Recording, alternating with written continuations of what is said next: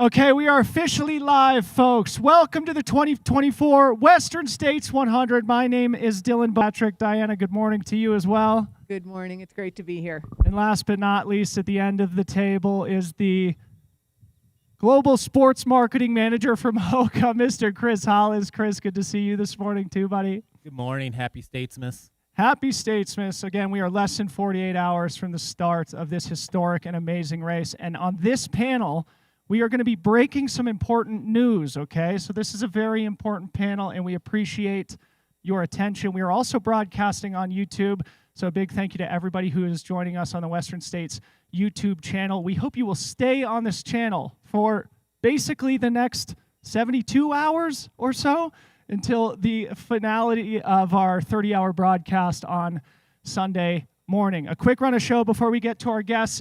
This is the official welcome panel. Again, we're going to be breaking some news. After this, we're going to have an elite men's panel. We'll be joined by some of the favorites in the race. Following that, we'll have an elite women's panel that will be moderated by the great Corrine Malcolm. After that, a legends panel with some of the great characters from the history of Western States. And we'll finish it up with what we're calling sort of a faces in the crowd panel of some people who are going to be experiencing Western States, sort of from the middle and the back of the pack. Of course, we want to celebrate each and every runner in this year's race and every year. So that's the quick run of show. Launching into it, Mr. Thornley, out of respect, I would like to start with you. I know you're very busy right now. Maybe just give us the quick race director update. How are we looking? How are we feeling heading into the 2024 race? Yeah, thanks, Dylan. Two of the big questions runners always have is and what's the heat going to be like? And this was about average snow year, just a little bit below average. I don't think we're going to have more than a couple patches of snow to run on. It's going to be very minimal. The temperatures now are looking like average, about 92 or so in Auburn at the end of the day on Saturday, and maybe 84 at 11 a.m. on Sunday. So I think both of those factors are going to be relatively mild this year. They're not that impactful. The trail's in good shape. We did a heck of a lot of work the last 3 weeks, but especially last weekend we had people all over the course. We had 6 teams both days, Saturday and Sunday, all over the course. One of the weird patterns we had, or unusual patterns, is because of the mosquito fire, we had more grass and weeds grow. So we were burning gas in weed eaters instead of chainsaws. There was grass. If you were here at the training run, you may have seen some of the grass, but it grew to like shoulder height. You couldn't even see the trail in El Dorado Canyon. So we've had to adjust our trail work to adapt to the fire conditions. But the trail's in good shape. We removed a lot of rocks in the high country. There'll still be some sections that are rocky, but the trail's in really good shape. That's exactly what I've heard from everybody who's been out training on the course. Before I throw it to Chris Hollis to break some news, maybe give some shine to the folks who have been out there toiling away on the trail so that our runners can enjoy it on Saturday. Yeah, they generally go nameless. We have a stewardship program, so the course is divided into, I think it's 6 sections, and we have a steward that is responsible for each of those sections. They don't necessarily have to do all the work on it, but they log it out, which is cutting the blowdown from each winner.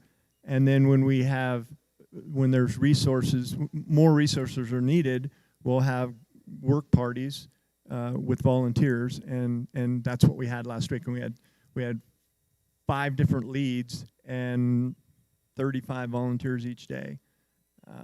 But yeah, John Katz is our trails manager.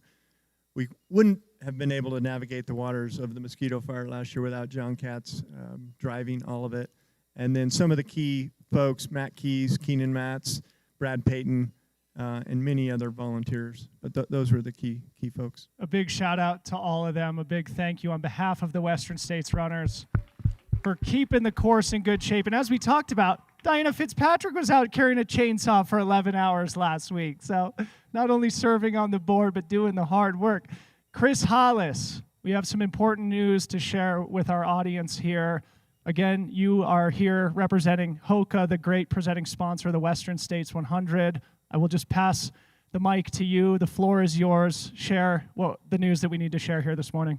Yeah, it's with great honor to announce that we've extended our partnership with Western States to continue the legacy that is the mythical 100.2 miles through 2029, which gives us a really great platform to continue to do great things in the community and the Auburn community, the Olympic Valley community, the global trail running community, and just again, like, bring joyful performance to the world. One of the things that we talked about this morning is this micro versus macro philosophy that you have that I think our audience would really enjoy learning about. Why don't you say a few words about that? Yeah, so when we decide how we're going to bring things to life, we really try to look at it through multiple lenses, but two of them are, what are we doing for the bigger global audience, and what are we doing in the local communities themselves to make sure that we're not the circus that comes to town, takes a bunch of resources, and then leaves. So, our partnership with Western States is great in the respect that we're able to help bring a global live broadcast to life and everything like that. But then it's also great in the respect that we're able to support the community through, we use the local sign printer, we use the local screen printer, we try to keep as much money in the ecosystem that's here so that the community outside of just what's happening in the race is thriving as well. Absolutely love that. Diana, on behalf of the board, share what this partnership has meant to the Western States organization. Yeah, we are delighted to extend that partnership. And these days, it really, sponsor relationships are more than just a sign at the finish on a banner. It really is a true partnership. And it's a strategic, relationship and shared goals, shared ideals. And we really feel strongly that with Hoka, we have a perfect match, and we're really, really excited to be able to continue that. Diana, one of the things that we've worked on a lot for many months was a redevelopment of our anti-doping policy. I think this is probably one of the things that is, the most important new additions to the 2024 Western States 100. Anything you want to say about that? Yeah, we first adopted an anti-doping policy in 2017, and at the time there really wasn't that anti-doping in the trail running community. So we felt good about doing it, and but we adopted our own policy and handled the results management internally. And now, this many years later, as the sport has developed and become much more professional, robust, the expectations around clean sport have evolved. And we feel good about now partnering with USADA. And we will be doing anti-doping under them as the umbrella for both the sample collection and the results management. And we look forward to that, and also to seeing it extend more into the trail running community. At this point, golden ticket races have all adopted anti-doping policies as well. We feel good about that and being able to partner with them as part of our golden ticket series. Diana, we've talked about this in the past, but Western States does operate as a nonprofit, and I think maybe this would be good for both you and Craig to speak to, but the partnership with Hoka is obviously very important, factor that keeps the race viable, not only the operation of the race, but also sharing the race with a global audience via the live broadcast, what we're doing today and what we'll do on Saturday. I'd love to have both you guys comment on that. Well, I'll start. $450 to run Western States. Bargain of a lifetime. My goodness. That is unbelievably low, and it's because of our sponsorship income primarily. And we want to keep it. Maybe 450 is a lot to some people, but for the experience that you get, it's relatively inexpensive. I haven't done the calculations in a while, but it used to be the cost was about $1,500. Now, if we add in all the live broadcasting costs, maybe it's a little skewed, but without stable money, stable income, stable partnership, we would have to charge a heck of a lot more, and we don't want to do that. We could do that right now and profit, try to make profits, but we're not about making money. We just want to stay in the black. We don't want to go in the red. And one of the awesome things about Hoka is they've been very sensitive. We talked about it yesterday, the tension between innovation and tradition. And Hoka has been very sensitive to that. Our desire to make sure we don't push too much in the progressive or commercialization side of this tension. And we've had a couple adjustments or a couple missteps, and we're adjusting.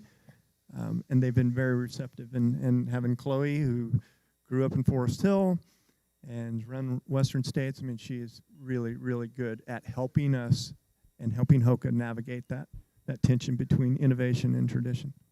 Diana, anything you want to add to that? Yeah, I think Craig has covered it really well, but really it's thanks to our sponsor and Hoka in particular. That is what brings this event alive and brings it alive in the way that we now see and feel this community of people who gather here, gather at the finish, and everything in between. And it's also why it is so important that we feel good about that sponsor relationship, because it really is more than the banner and the T-shirts. It's about the underlying, what we're trying to do and what we're trying to create around this sport and these events. And the sponsor relationship is at the core of that. Also at the core of Western States is a spirit of volunteerism. One of the things we've sort of been talking about this morning is the community around Western States. Craig, I'd love if you could share with the audience the practical details, the number of volunteers. Some people, maybe you could call out some individuals who, again, exist behind the scenes, but who have been part of the race for decades. Yeah, we printed 1,900 volunteer shirts this year. Some people want doubles. Some people want the tank tops. 370 runners or so? 375 runners. It's probably somewhere around 1,600 volunteers. It could be more. We had to close down the volunteer form on the website because we were just inundated. The aid stations are primarily, most of them are sponsored by clubs, and the aid station captains come from those clubs. So they generally recruit from their own group, which makes for really cohesive aid stations, right? They work together at other events. They work together at Western States for many, many years. We had a retiring captain, which we will announce on. We're going to give him an award on Sunday, but he was at his aid station for 37 years. We have another pair up at Red Star Ridge who are still, a couple who are still volunteering, and they're at 37 or 38 years. I think this is their 38th year. There's 28 station captains. I have 3 managers. Carrie Ming is my assistant. I don't know where Carrie is. Shout out, Carrie. Where's Carrie? She's much better at me at a lot of things and makes me look better. And she's been a tremendous add. We brought her on last year. Sherry Alvarez is the start line coordinator. Lon Monroe and Todd Larson, there's a transition in the aid station manager position. And then Steve Adderholt, who is the race director of Cocodona. He's our new finish line manager. All right, Steve. And there's a lot of other people I could start rattling names. But round of applause for our volunteers this weekend, please. Chris, I kind of want to talk about the past and the future with you before we wind down and get to our elite men's panel. One of the things that you and I were talking about is sort of it feels like Western States and Hoka are sort of kindred spirits in some ways, shared origins. Say a few words about that and how that contributes to making this a productive partnership. Yeah, I mean, just knowing that we came from the same crazy ethos. Like, you think about the origins of this race, Gordy racing horses, crazy people racing horses versus at a time, and we're not that old of a company. We've been around since 2009. But at a time when people were, running around with garbage bags on their feet, we had a couple crazy Frenchmen decide that they were going to put 40 millimeters of foam underneath their feet to make them fly down hills faster. And I just think that the origin of that, just when other people are zigging, you're zagging, and how that differentiates yourself from the pack, I think is just a really, it's peanut butter and jelly, right? It's PEBA foam and carbon plates and trail shoes. All right, so then talking about the future, another thing that you and I were talking about is how Hoka is really passionate about exposing our amazing sport to the next generation. You're doing something very cool in that vein this weekend. Say a few words about that before we close down. Yeah, I even think about like my past, coming from, I'll give a shout out to Steens Mountain Running Camp, and there's probably like, I don't know, probably like 100 people here who grew up in that, coming from Oregon, and really just young age learning the kind of ethos of trail, respect your surroundings, leave no trace, all of those things. One of the cool things we're doing this weekend is we have an NIL with a high school athlete, Ella Hagen, out of Colorado, who's a total baller. Great. She put the hammer down on me on the group run this morning. Yeah, she is absolutely. You'll see her in the high camp tomorrow as well. We've teamed her up with Heather Jackson, one of our elites, and she's going to crew with her.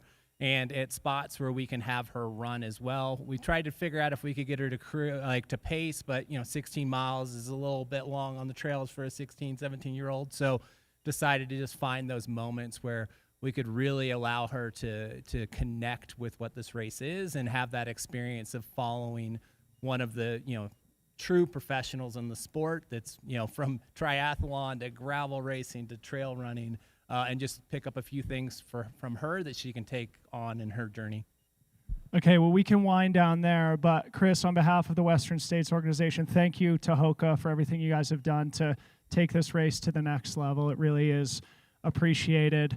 Chris Hollis, Diana Fitzpatrick, Craig Thornley. And on behalf of these three, on behalf of the Western States Organization and Hoka, welcome to the 2024 Western States 100. We're going to call the Elite Men's panel up to the stage here now, and we'll get started with them momentarily. And it's got 5mm lugs, and for me, needing all the technical help I can get, it's been amazing as I've been prepping for Western States on more technical terrain. We got these bright, fierce colors for the new Speed Goat 6s. I mean, if it's like super late at night and I'm out there lost in the woods, maybe you can spot my Speed Goats.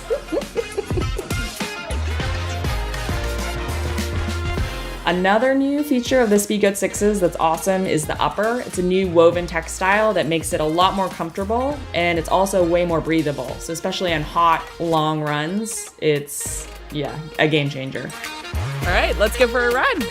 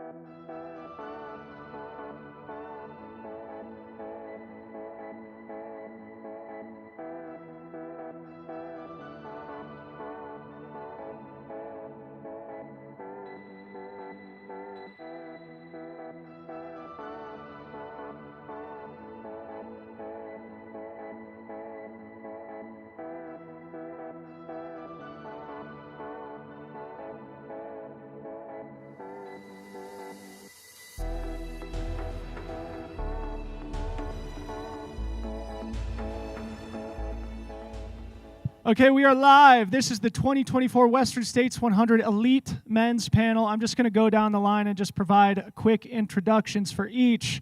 Immediately to my right, the two-time finisher, former runner-up, earned a golden ticket with his dominating win at Black Canyon in February. Truly a spectacle to behold from Cedar City, Utah, rocking the cowboy hat. Mr. Hayden Hawks. Hayden, good to see you. Next to Hayden, sort of representing the next generation, golden ticket winner with a sub-13-hour 100-miler at the Javelina 100 back in October. Here for his first Western States from Seattle, Washington, Mr. Blake Slattengren. Blake, welcome. Next to Blake, all the way, he's Swedish, lives in Norway, all the way from Norway. Here for the first time, the CCC course record holder from a couple years ago, golden ticket winner, or secured his golden ticket at the Canyons 100K back in April in an awesome performance. Like I said, from Sweden by way of Norway, Mr. Petter Engdahl. Petter, welcome to Western States. Next to Petter, two-time finisher here, golden ticket winner with a sick course record performance at the Javelina 100 from Boulder, Colorado, Mr. John Ray there. John? And finally, at the far end, one of the all-time greats earned his golden ticket at CCC last summer here for his second Western States, Mr. Dakota Jones. All right, Hayden, I want to start with you. Last year after the awards ceremony, I bumped into you in the bleachers at Placer High School after your disappointing DNF, and you told me you were resolved to get knee surgery. You decided that day you were going to get knee surgery. You have done that. You've sort of been on the road to recovery. You proved that you are back in a big way at Black Canyon. How do you feel coming into your third Western States? Yeah, feeling pretty good.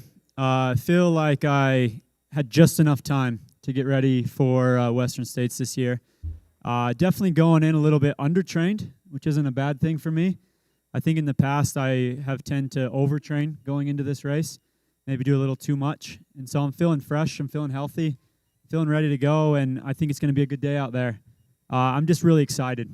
I haven't raced in a long time. I haven't raced a lot in the last year, but maybe that's a good thing, you know, because it really makes me hungry, really makes me excited, and just really stoked to be here again.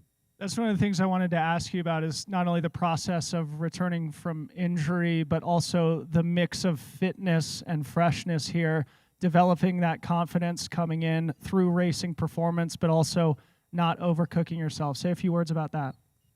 Yeah, I think I've learned this is like the 100-mile distance requires even more freshness and even more health than any other distance. I think like in the past, I tried to train for 100 miles like I would train for 50K or 100K or even a marathon. And I've learned that that's not always the case. Like you need a certain level of fitness to be able to run these type of races, but it's more about specificity. It's more about being fresh, being healthy, so that when those hard moments come in the race, and they're going to come no matter what, that you can dig deep, you know, that you can physically and mentally be able to dig. And I saw that at Black Canyon even. You know, there were moments there where it looked all smooth, but there were hard moments in that race. There always is. And there's moments when I had to dig, and I was able to do that because I had that freshness and I had that certain level of fitness that was just about right. And I'm feeling the same way I did going into Black Canyon, so I'm pretty excited about that. Had a great training block leading into this with Dan Jones back home. And we did everything that we needed to be ready for this race. Look out for Danny Jones, too. Blake, to you next. Like I said, you're sort of representing the next gen. You got that golden ticket with an amazing performance at Javelina 100. I'd love to have you say a few words about what it means to you to be here sort of as an up-and-coming athlete, sharing the stage with some of these more established professionals who have more experience. Yeah, it's super special to be here, definitely. First Western States, so just really trying to do my best to soak it in and not take it for granted that I ended up getting here on my first go-around. I know it's such a storied race, hard one to get into, so I'm just so grateful to be here, super excited, trying to channel that energy for sure. Amazing. I was chatting with Ryan Montgomery yesterday. Of course, you guys were really duking it out behind John Ray at Javelina last year, finishing only a couple of seconds apart for second and third. And one of the questions I asked him, I'd love to pose to you as well, of just like developing that racing muscle and that competitive mindset so late in the race. Is that something that you think might serve you this weekend? Is it something you've worked on through Javelina and afterwards? Yeah, definitely. I think that I'd say a second half racer for sure. I think that I am someone who can turn it on in the second half and still maintain that competitive spirit later on in the race. So I'm going to try and, keep channeling that and, hopefully be able to turn it on like Javelina. Second half racer, look out, boys. Petter, this is your second 100-mile start. Your first one was a DNF at UTMB last year. I'm sure a disappointment to you after your amazing course record at CCC the year before. What did that teach you about 100-mile race execution, and how might you implement some of those lessons this weekend? Oh, yeah. Not finishing UTMB was that was hard. It took. I was really bummed afterwards, and but like you said, I learned a lot from it, and not only from how I executed that race, but also my preparation for it. I think I know that I ran too much leading into UTMB. I was thinking, okay, now I'm stepping up to the 100-mile distance, therefore I need to bump up in volume, and that turned out to be a little bit too much increase of volume. So after 140K, my knees were just done, and I felt like, that was from running, just too much in the weeks before the race. So coming into Western States now, I did the canyons just 8 weeks ago. It feels unreal that I'm here, really, but I'm so excited. But I took lesson from UTMB last year and have now tried to, didn't run much post the canyons, just did the roller skiing and kind of cross training to get myself strong and back in good health, and then progressively increased the volume a little bit, and had my biggest week 3 weeks ago when I was in camp in Chamonix, and then went over to the States and tried to acclimatize a little bit more. So hopefully I have learned my lesson from last year. I'm gonna do my best to make it to the finish line. Say a few more words about your performance at Canyons 8 weeks ago. I recall you had a big bonk in the middle of it and then battled back to put yourself in golden ticket contention. And there's sort of a dramatic story that unfolded with the golden ticket that I think is a great exposition of trail culture, what makes our sport special. Tell the audience that story from your perspective. Yeah, Canyons was really special in a lot of ways. It was also one of the first major race after UTMB that I did. I also in between there had a surgery after a broken collarbone and stuff. So it was racing again felt good, but I also felt a lot of pressure, especially on myself to perform again. So felt really good in the start of Canyons. I felt like this could be my day, and then after 45K, then everything was just slipping through my fingers, and I was walking, and felt like, oh no, I will not be. Will I be able to finish this race? And suddenly, it just as fast as it turned down, it just I was back in the race again, and then moved up in position, and still believed that I was out of contention for the ticket when I moved up to third place after Mammoth Bar. But then just before the finish, I heard some rumors that Drew Holman maybe not take the ticket, and I was like, oh my God. So that's how fast it turned, and it shows that how important it is to never give up. And after the finish line, of course, it wasn't still sure if I get the ticket, but then suddenly, Drew wanted to talk to me, and he asked me, do you want to go to the States? And I yes.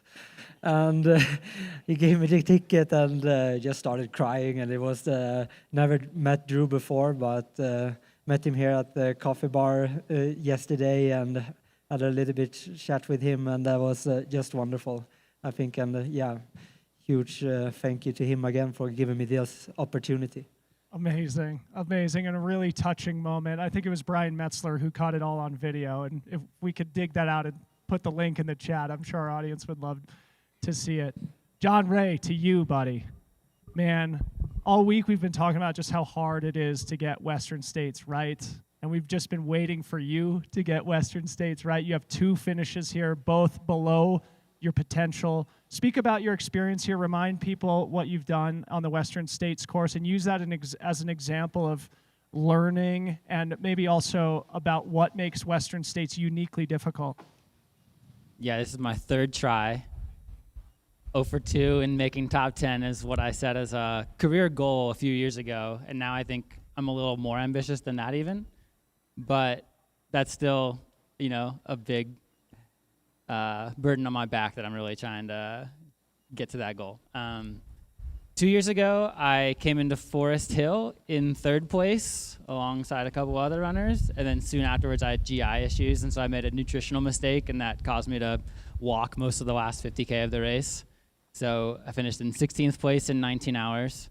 And then last year, I came into the race a little bit overtrained. I was a little tired just from the start, and that made me cautious, and I never really got into a race mindset. So I finished in 14th place in 16 and a half hours. So it was still an improvement, and I think if I can make a similar step and, learn from those mistakes, then I'll be able to do it right. But that is really what I'm searching for, is to feel like I've done this race the right way. Okay, speaking of learning, this is perfect. The guy just to your right, Dakota Jones, you guys had a battle at Javelina in 2022. And I remember you sharing with me that battle with Dakota, where he got the best of you, gave you a great learning experience. Of course, you went back to Javelina last year, actually broke his course record, ran one of the best 100-mile performances in North America last year. Speak about that, learning from your predecessors, people like Dakota, and maybe how that Javelina performance is launching you forward towards Western States. Yeah, I love the personal growth aspect of ultra running. You learn so much about yourself. So I've been doing it for 9 years now, and just incrementally getting better and having new focus areas where I can grow. The last 2 years are probably when I've been trying to learn how to compete, and a couple of the guys on the stage have definitely been the people teaching me that. I've watched Hayden and Dakota in particular, and then actually racing against Dakota and seeing it in person was a huge game changer in learning how you can actually race 100 miles. We came into mile 80 together, and then he was quicker in the aid station, said, "See ya out there," but then I never actually saw him out there because he was able to kick, and doing a 20-mile, starting a kick 20 miles out from the finish line just was mind-blowing to me. And the fact that you can be that tired and hurting that much, but you can still find another level because you just care. And there's so much in your body that you don't realize, that untapped potential. So yeah, that's been a learning edge. And then watching Hayden race at Black Canyon was also inspiring, So I'm observing these guys and trying to learn from them, and that's what I've been working on over the past year, but definitely taking notes from the rest of the field. Amazing. Dakota, like I said, one of the greats of our generation here. Those who watched the broadcast last year will remember you and Tom Evans going toe-to-toe through the middle section of the course. It was dramatic entertainment for at least Corrine and I on the broadcast and everybody that was watching. Things sort of fell apart in the second half of the race. Speak about your experience here at Western States. That was your first try. What'd you learn from it? What do you take into this year's race? Yeah, I mean, Western States is one of the most famous. It's definitely the oldest 100-mile race, one of the most famous. And I've been doing this sport a really long time, but I haven't run Western States until last year. And I don't know, maybe I got stressed out by it, by the aura of the race, but I just really wanted to do well. I wanted to push, and I was feeling pretty good early in the race, and I figured, at this level, you either go for it. I mean, you have to go for it at this level, at this race, and there have been many times in the sport when I start in a race and it's competitive and I'm pretty intimidated by the competition, and I go for it, and I'm kind of when I race, I hit this level where I'm I know I can finish the race at this intensity level, and then you go 10 to 15% harder than that, and you're I sure hope I can hang on. And sometimes you can, and it's awesome. And then sometimes it's last year, and you put on this great show for 65 miles, and then have this really embarrassing just slog to the finish, where you just kind of you come in all the aid stations, everybody's "Oh, good job, buddy," Thank you. Don't worry, I'm out there. I was really impressed with the course, really impressed with the aid stations and the volunteers, and just this whole vibe of the race is really, really wonderful. I've been watching it for years, and I knew that, I wanted to come back no matter what, but especially after having a pretty rough second half. Well, you still finished in 17 hours. Most people dream of that finish. What I'd love to hear you say a few more words about, though, is you had a front row seat. You saw a champion in the race. You were with Tom Evans, who ultimately went on to secure the Cougar last year. Any takeaways from just, sort of being in that experience? Obviously, everybody who knows you have the tools to win this race. Was there anything about observing Tom or the dynamic you two had together that is informing how you're approaching this year? I mean, Tom's a very impressive runner. I didn't actually meet him until whatever mile we started running together in the race last year. But we started chatting, and we had a really nice time getting to know each other and chatting about non-running stuff while racing. But he's super dialed. And I remember going into the first canyon and before the climb up to Devil's Is it Devil's Thumb? Yeah. Yeah. Yeah. Going up there, and he's just like, okay, this is going to be like a 25-minute climb. Okay, and what we're going to do is we're going to walk these sections. Okay, those guys might catch us. Don't worry about it, because they're going to have to put that much more time or effort into their legs to get here. You know, he had it all dialed. And so I was like, yeah, okay, yeah, whatever you say, man. I'm just going to stay here. You know, that's perfect. And so it was just really impressive running with him and seeing how he had everything dialed. Because, you know, as long as I've been doing the sport, I always feel a bit like a beginner and like I could learn something. And that's what I really love about trail running, is that no matter how long you do the sport, every course is different. Even the same course on different days is different. And so, you know, seeing how he did it, I felt like I was learning a lot. And every climb especially, I could see we were together, but he was stronger. He was doing better, and I was just trying to hang on there. And so, you know, really trying to think about the way that he approached it, trying to be consistent. He was better about cooling. He had like a pack full of ice. I've got a special proto this year, so I can put like ice in the backpack and stuff. You know, just trying to take away from what I learned last year and move forward better. Awesome. One of my favorite stories from last year is the two of you going toe-to-toe, coming through Forest Hill together and making the collective determination that you were not going to leave with either of your pacers, that effectively you guys were going to be each other's pacers, or, you know, ultimately push each other to what ultimately was Tom's win of the race and your finish, though a little bit further back. So a great story from last year. Yeah. And I think we're all looking forward to seeing you race again this year. Hayden, back to you.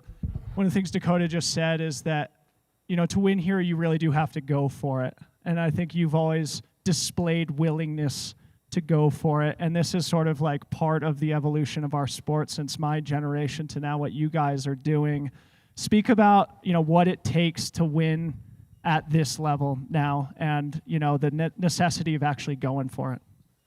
Yeah, I'd just like to tell Dakota, too, I've been in that same spot, man. I think Western States, it just chews you up and spits you out, especially if you're not, like, taking care of yourself. I think, like, between my two finishes, I've thrown up probably 30, 40 times in the last 20, 30 miles of the race.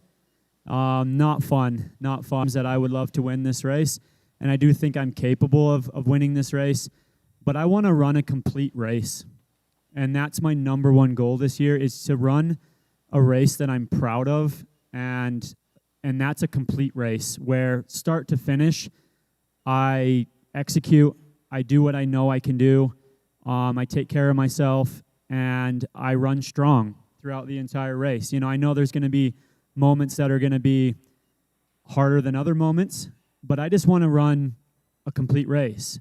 And if I can do that at the end of the day, like, I'm going to be happy. If that means I win, great. If that means I don't, then I did the best that I could. I controlled what I could control. And so that's what I'm really focused on this year, because I haven't ran a complete race at Western States yet. I haven't ran a race at Western States that I'm proud of yet, because I have not taking care of myself, and I've beat myself at Western States so many times. And that's what I'm focused on this year, is not beating myself. So if that means I have to take it out a little slower or whatever that means, I'm just going to focus on running my own race, and that's my big goal this year. A great lesson. Blake, back to you. Like I said, you're sort of representing this next generation, and having a great performance at a race like Western States is just a huge opportunity. You know, these are the types of platforms, the types of stages that can help you build a career in the sport. How are you thinking about this race as an opportunity? How do you hope to rise to that occasion?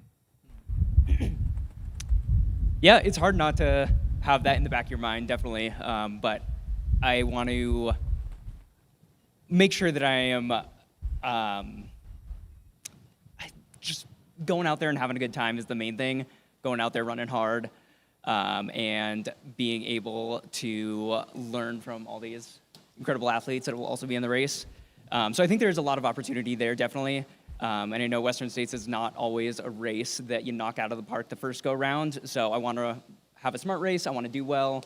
But I also acknowledge if I don't hit all my goals the first time, that, you know, hopefully I can find my way back. It is a process, and it is a learning curve, usually for most of us at least. So not Adam Peterman, that guy. But Petter, to you, one of the fun storylines I think this year is sort of the Scandinavian contingent at Western States. Not only yourself, Ingvild Kaspersen, John Albin. I know you guys all push each other in training. John Albin, of course, he's a Brit, but he lives in Norway, as you do too. Say a few words about your guys' little team and how maybe you're motivating or inspiring each other for Saturday. Yeah, also can't forget about Ida Nilsson, of course. So, yeah, it's so cool that we are 4 athletes that just lives within an hour from each other. And me, John, Ida, we all live in Romsdalen, and it's a part of the training group there with some other great athletes.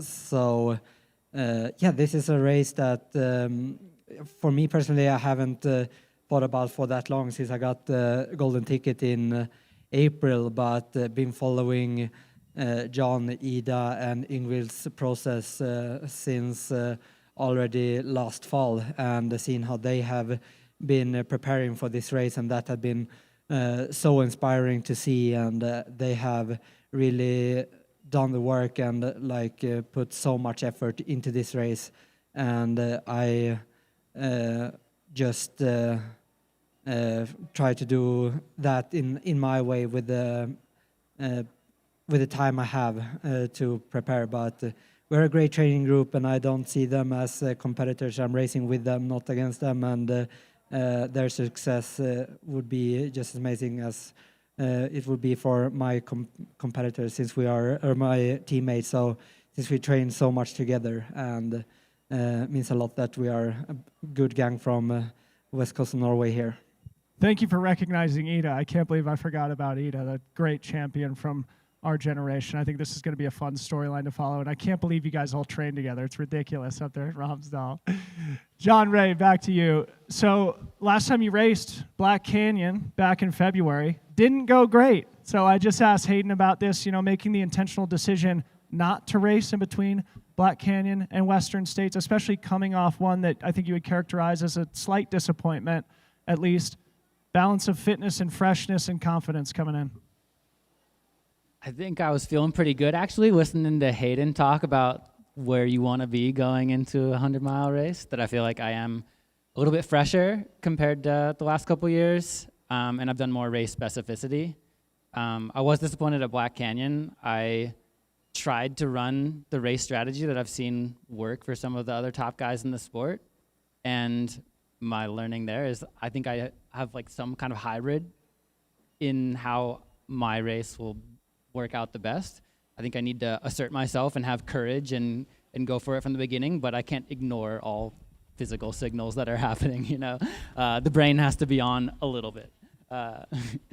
So yeah, I think coming in, fresher and with more race specificity, and, I chose not to race partly because having these race experiences and having tested out those strategies, I felt actually satisfied that I knew what would work for me, and I didn't need another practice race in order to learn from that. And then the other thing was that I switched coaches and wanted to get my feet under me with a new coaching system, and so finding a groove and making that feel routine and fully set up before this race felt like it would be best without a race interrupting it. So that all settled into that way. Cool. Unfortunately, we're running out of time, so Dakota, final word to you, buddy. One of the things I think we all love about you is that you have values, you live by them. I think yesterday you were out toiling away doing trail work. Say a few words about that, why it's important to you. I mean, what matters to me, well, honestly, sometimes I wonder if all this stuff I do outside of actual racing is just this big scheme to take the pressure off of racing. But no, it's not really. It's I feel so grateful to have these opportunities to race. I've been doing this a long time, and these are the most important relationships in my life. And I really value this opportunity that I can, ideally, you never know, but ideally I could be a leader in a race, or one of the leaders in a race, but also a leader for this community. And I really want to promote these mentalities of protecting the places that give us these opportunities. Competition's awesome, and I'm so competitive, and I'm fit, and I'm gonna race hard. It's amazing. But that's really offers a kind of a context to bring us together, to challenge ourselves at whatever level we're at. And I love seeing people push themselves to their limits and bring out the best in themselves and their family and friends. And so, I really try to do all kinds of stuff outside the sport to support the sport for the long term. You know, I feel like I'm all. So what did you do yesterday? Oh, Were you yeah. swinging shovels and stuff? Yesterday, yeah, we did trail work with the Truckee Trail Foundation here. They're building a new trail just south of Truckee. It was really cool. You know, I never know if I'm actually helping. You know, I think that they like kind of they cut the trail and we were like raking it to smooth it out, and I was like, I guess this is helping. but it's that's the point, really. It's like, I don't know if that's helping, but the Truckee Trail Foundation is a professional trail building organization here, and we follow their advice and do what they need. And so it was really cool getting out there, you know, trying to just make these trails, make this place a little bit better, because they give us so much when we come out here. What a perfect place to end. Dakota Jones, John Ray, Pet 24 Western States 100. A big round of applause. Okay, next up is the Elite Women's panel. I'm going to hand the mic over to my colleague, Corrine Malcolm, who's going to take the reins.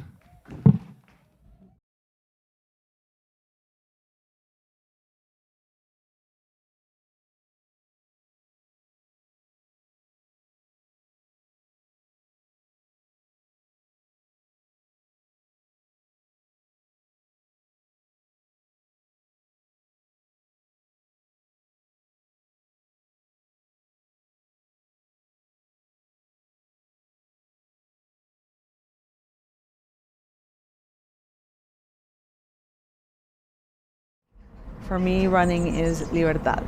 It's liberation, it's freedom.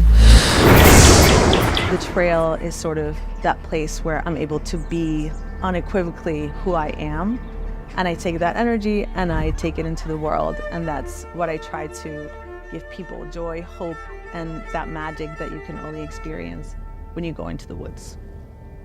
Being able to look beyond what you have is what I think opens up to other worlds, and imagining yourself being more than just what has been offered to you. So much of my work really connects to freedom, whether it's people that are kidnapped or people that are in jail or people that are prisoners of their immigration status.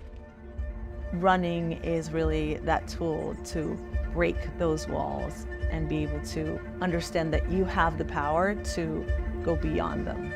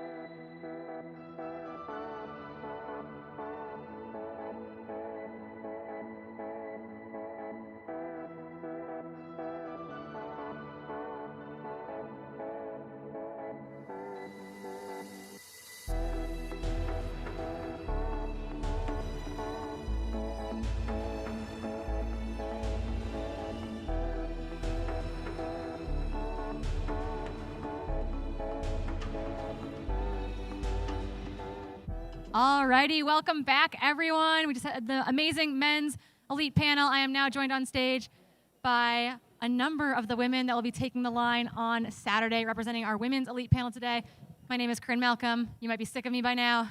It's been a long week, and we are not done yet. Let's get going. Okay, so I'm going to basically go down the line. I would love for each of you to introduce yourselves, and then also let's hear where you're racing from, because you come from all over the world. And then if this is, what year of Western States this is for you. Ida, let's start it off. Yeah, Ida Nilsson, och I'm from Sweden but living in Norway. And this is my second time. Last year was my first time and first 100 miler. So happy to be back again.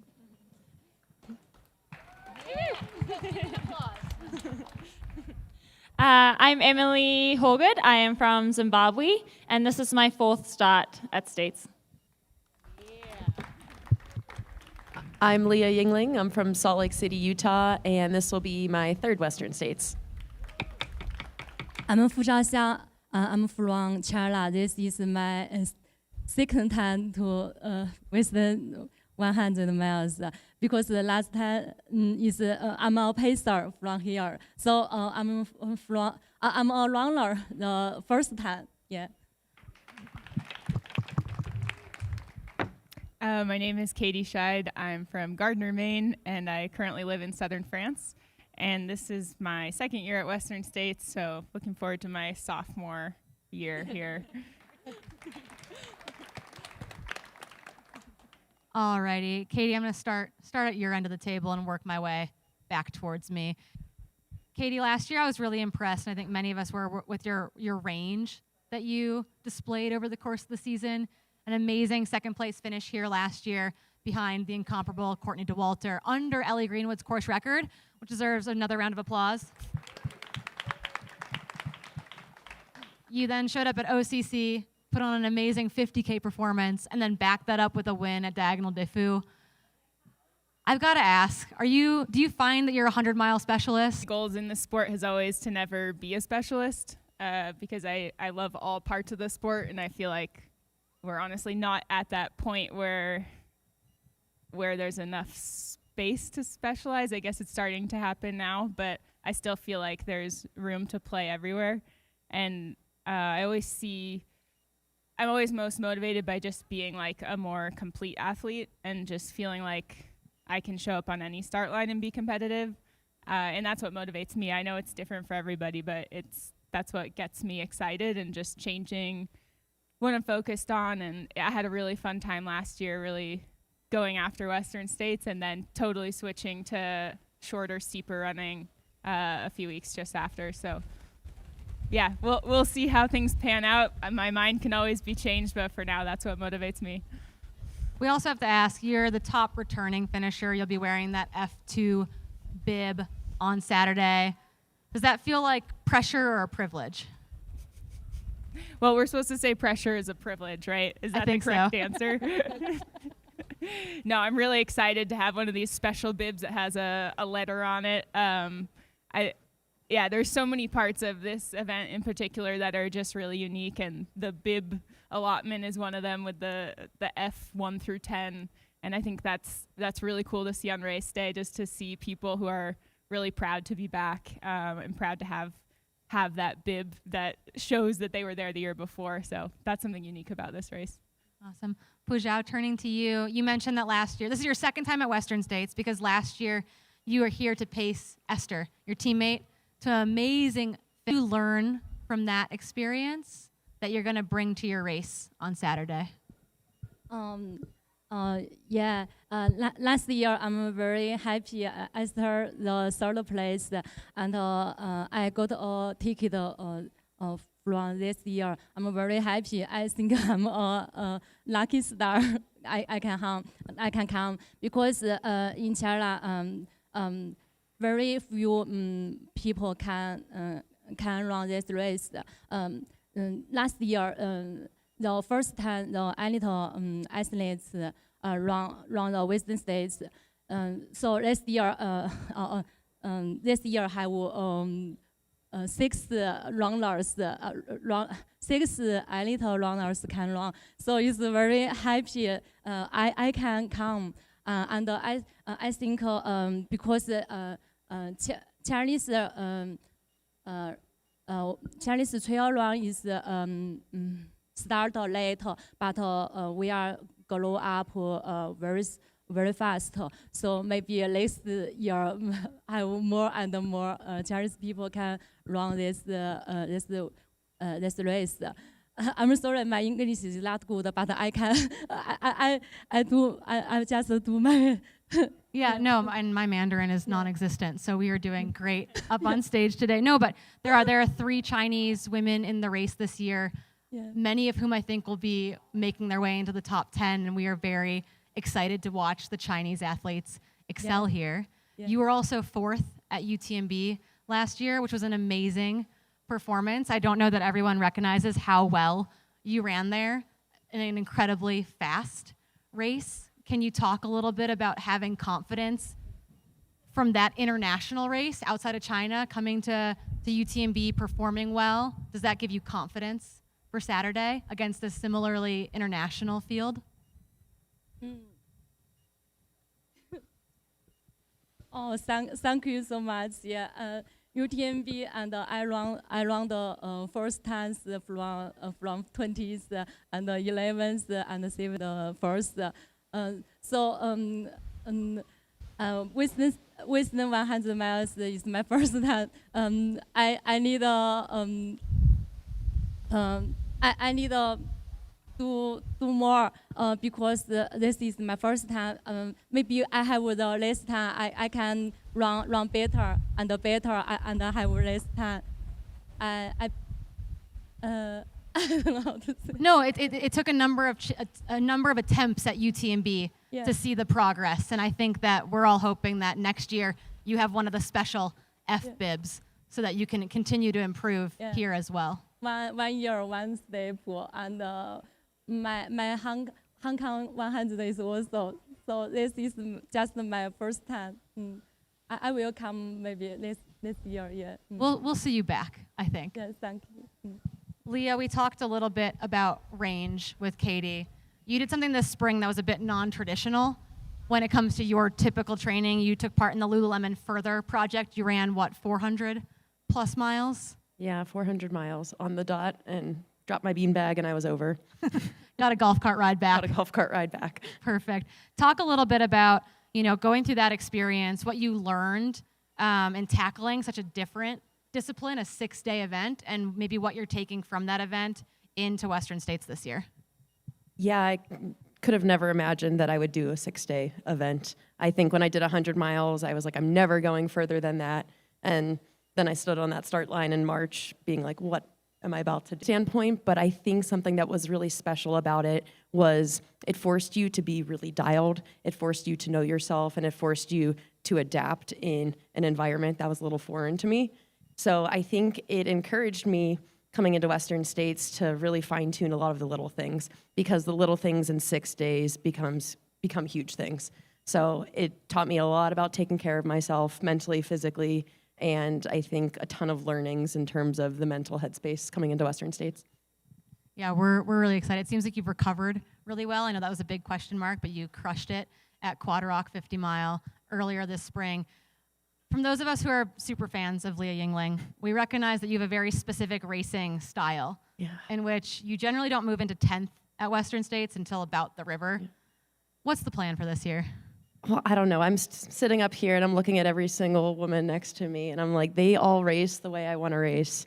So I'm going to race more like them this year. More aggressively. You've got it. You've heard it here. Leah is going to be aggressive this year, and we're really excited about it. Okay, another thing, though. You have said you're coming back for your third Western States, your third hopeful top 10, but you've gone on the record as saying this is your last run, at least for now, at Western States. Talk a little bit about taking that mindset into the race this year. Yeah, it's exciting. I think as a woman in this sport, we've got a lot of competing challenges in life. I know one for me is I want to start a family eventually. And I think racing year after year is like, I keep putting it off a little further. So I think for me, in terms of like life goals and then also different racing goals, I want to diversify a little bit in the coming years, which is exciting. But I think coming into Western States with that mindset, it lets me run a little bit with no regrets. So kind of putting it all out there, and whatever will be, and we'll see if I can hold that to the finish. We're gonna run with abandon this year. Let's hope. I'm gonna call you on the live broadcast. We'll have Brett in the field. 10th at the river. The field is amazing. We've got about approximately like 25 or 26 elite women in the race this year, as deep as it's ever been. So it will be no easy feat, but we'll be cheering extra loud. Thanks. So speaking of returning over and over again to this race, we've got Emily Hawgood sitting right here. 4th time coming back. I've been talking this week about how I think that you might be one of the last remaining people that could do something like finish top 10 times in a row. You're coming back for another one this year. Talk a little bit about how important and special this race is for you. I've been asked this question a few times just in the past couple days, and I don't think I found the right words. Even just walking into this area today and seeing how many faces I know and so many people that are so close. I'm so close to. Like I've, been at Craig's house on Tuesday nights for the hunt, and I went and got to stay with Diana and Tim down in Marin earlier. And this is my community. This is where I want to be. These are the people I want to hang out with, and the chance to get to come and do my passion here, which is, all the hugs and smiles, I can display how much it means to me to be here. Yeah, I think one thing we've gotten to witness, we've got the hometown crowd. They're excited that they got to host you. There they are. California proud. Yeah, via Zimbabwe, obviously, but you make your home here locally. We've gotten to watch you evolve, I feel like, as a 100-mile athlete over the last couple of years. We got to watch you kind of put your nose in it a bit more each year, this kind of building confidence for what you can do on the Western States course. You train on the Western States course quite regularly. It's your backyard. How are you thinking about that mentally as far as approaching this race with tact, but also knowing that you're gonna absolutely empty yourself on Saturday? Yeah, it's kind of exciting to know not just aid station to aid station and be able to break a race down that much into little pieces. I know that rock just before Swinging Bridge and that little right-hand turn before I get up to Devil's Thumb. And so I can break it down even smaller than that. And I'm hoping that just keeps me right in this moment, right where I want to be with the people I want to be with. Emptying myself completely from moment to moment and not letting one moment before carry into the moment next. Just continuing looking forward to the next rock, the next tree, the next aid station, the next bridge. And I guess talk a little bit too. I feel like you are the definition of a team, a team member, a team person. You've got a big team around you here, both locally and abroad. Talk a little bit about how special it is to kind of carry that energy with you, because you embody that energy. I've described you as human sunshine. So what does that feel like on race day for you? I mean, incredible. Like I was telling our camera crew just yesterday, seeing anyone that you know out on course and having them smile and cheer and fully give themselves to you as much as you are giving out on the course just fills you up more than you can even explain. And so even just having that energy out there makes 100 miles fly by, because they're giving as much to you as you're giving out onto the race course. Yeah, we're excited. I'm going to be crying for probably 30 hours come Saturday morning at 4 a.m. all the way until Sunday at 11. Ida, this was your first 100-mile race last year. You're coming back. You decided to come back for round 2. I feel like sometimes you do a 100-mile race and you're like, yeah, no, that was good. I think I'm done. But it seems like we have unfinished business here at Western States. Talk a little bit about what it means to be coming back for your second appearance here. No, but I think straight away that I wanted to come back. And also, even before I ran the race, I always felt like, oh, this is a race that would suit me. And I felt that as well during the course. And I really like it. I mean, it's I'm actually enjoy when you don't have to be hiking so much. I like running. So for me, it's when I thought of a first 100-miler, it was always Western States in my mind, and it wasn't like UTMB that came up first or some other 100-mile race. But I mean, I liked it a lot. I could probably had a better day last year and a worse day as well. So I felt it was in the middle, a solid first attempt. And this year, I mean, I will try to do it better, but you never know. It could go worse as well. So speaking of doing it better, last year, so you fall into our Masters women's category, and the Open Masters record is Ragnar de Botts from 2021, running a blistering 17:41. Last year, you with your pacer Tim Tollefson came up just short, but I know that I talked to Tim afterwards, and he had no idea we're that close to the Masters record. Have you guys talked about that? Are you thinking about that as part of your goals this year, or is that a back burner idea? Because I think the Masters course records are going to get destroyed this year.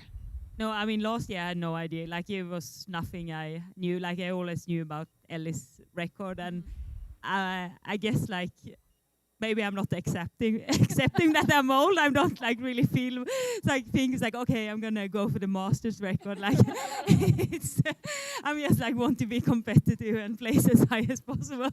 And yeah, but I mean, it would have been great, I guess, last year to know in the end, because I got kind of sluggish running. So maybe that had motivated me then to have something. So maybe I will keep it in mind this year if I'm close and can make a better like last 10 miles or something. It's a B goal. It's the side goal. But I think that the women that might be looking at that the Masters course record this year, I expect to all be fighting for podium finishes, for top 10 finishes. So I think it will be the accident of you all running very, very fast. Yeah, I think so. It will be. And then what we kind of talked about in the men's panel a little bit is that in the U.S. we talk a lot about these like cities and how fast these individual cities are. Salt Lake City, Leah represents, or the Boulder Boys, etc. But you come from you live in a very small little town, and there are 4 athletes that all live there who are racing this weekend. Like, how cool is that to be here with your community, all with individual goals? Yeah, I think it's really nice. I mean, we knew a long time that it would be me and John and Yngvild doing it, and then Petter was like last time. So I don't think that would happen again. Maybe that's so many of us will do the same race, because that almost doesn't happen at all most of the time, because people are gone and having different stuff. No, maybe that's something we need to do, like break up the brands for one race and just have like a city like race instead. Like Finn is listening to this just drooling right now. Okay. Yeah. Katie's throwing down the gauntlet too. The team at home, the Marmots are going to come after us. Okay, well, we have a couple more minutes. I'd love to reflect with each of you about just kind of the mantras that you're taking with you this week. Some of you, it's their first time here. Many of you, you've been here before. You each have different experiences that you're going to be heading into this wilderness with, and then all the way to the track where I will get to give you a big hug at the finish line. So Katie, starting with you, let's talk a little bit about where your headspace is at and that mantra that you're going to be bringing with you as you embark on another 100-mile journey. Yeah, I think that this year it's just I'm mostly just thinking of using last year as like a positive stepping stone. I'm not sure I want to like share all my mantras with everyone since they're personal, but yeah, just generally my mantras are always like something with forward momentum. I think it's something we all think about is like just one step forward, just keep moving forward. If you're moving in the right direction, you'll eventually end up where you want to be. But yeah, mostly just taking my experience and all the things I learned last year and letting them carry me back to Auburn. Perfect. Fuzhao, the same question. What will you be telling yourself on Saturday to keep you going? I need very hard I want to top 10. I saw last year the round because I paced Esther and along with Emily and Ida together. It's very funny last year. Yeah, I know they were very strong, and so I need very hard to top 10. Nice. Yeah, it's the race last year was really cool. We had this amazing shift all the way, kind of through the last 20 miles of places going back and forth. And I expect, my hot take, just so you all are aware, is I think someone's going to be sprinting on the track. So no worries about that. Emily and Ida are ready to sprint it out on the track. Leah, same kind of question for you. I know that obviously you want to put your nose in it a bit more this year. You want to be more aggressive. How are you going to be channeling that on race day? Yeah, I think running the last 2 years, each race has just been a complete deja vu. Like everything has played out identically, even though I wasn't planning for it to. Like I ran the identical split to Robinson Flat both years, and conditions were wildly different. So I know the areas where I can improve and the areas where I have improved. So I think just like keeping my foot on the gas in those areas where I felt like I was a little weak mentally and physically last year and making those my strengths this year. Awesome. Emily, same kind of idea. What are you going to be telling yourself? What's going to be fueling you as you make your way back to the Placer High School? Every step, every mile. It's been a whole journey to get here, and I'm super excited to see the training I've put in and see how that plays out on Saturday. I'm ready for that sprint at the finish line. Yeah, it's gonna be super fun and just enjoying it all, taking it all in. This is a very special experience, and I don't take any moment for granted. Amazing. Yeah, I know. I think we all witnessed the Instagram video of you doing strides, so we're prepared for Saturday's sprint race on the track. Ida, same kind of question. Second time back at Western States, learned a lot last year. What are you going to be telling yourself to make your way to the Placer track? I don't think I have any mantras really. The only thing when I get really tired, I just start to count like 10 over and over. Like maybe I start with 20 and then it gets too long and then I keep to 10. And no, but otherwise I'm mostly just running, but at least like making sure I take care of myself a little bit better to be, sometimes I tend to stress a little bit with that. I'm like just enjoying running and racing, but I'm going to make sure a little bit better that I actually take care of myself alone. So I more make a check in the head with that. Nice. I guess maybe collectively before we step off the stage, no snow in the high country this year. Every time we refresh the weather, I think it gets a little bit warmer, so pick your poison. Are we excited for the course conditions? Are we ready to go to battle with them? Maybe just a quick hot take. My take is everyone always has the same conditions, so I love it. Yeah, it's the last thing to worry about. Fuzhao, last year you heard about the snow in the high country. You ran Broken Arrow. Are you excited that there's no snow this year? Are you going to miss the snow in the high country?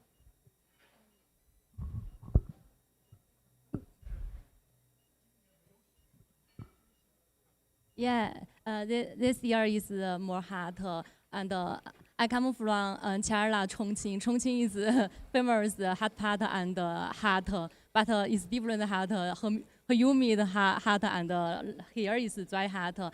I do a lot to run the hot race and the hot training. So I think hot is better than me maybe. I don't like snow. Yeah, we're happy for no snow and we're ready for the heat. Leah, you ready for this? Yeah, I think it's really easy to tell yourself that you're only good in some style of conditions. I think this year, just telling myself I'm good in all of it and taking that to heart. Emily, I feel like you thrive in hot weather. Are you excited to see those temperatures creeping up? Yeah, I'm really excited. Yeah, crank it. She wants as hot as possible. She wants a sprint on the track. Emily's a dangerous combo coming into Western States. I definitely have like the hugest respect for the course and for whatever it brings, temperature-wise, competition-wise, everything. So respect will be out there no matter what. Awesome. Ida, our snow queen, our skimo athlete, are you excited for the heat? No, I think it would be nice with a hotter year because that's like the more like pure Western State experience. Last year was a little bit soft. So I think it will be good. We'll see if I regret my words. No soft experience this year. We're so excited to watch you all race on Saturday. Let's give these ladies a big round of applause.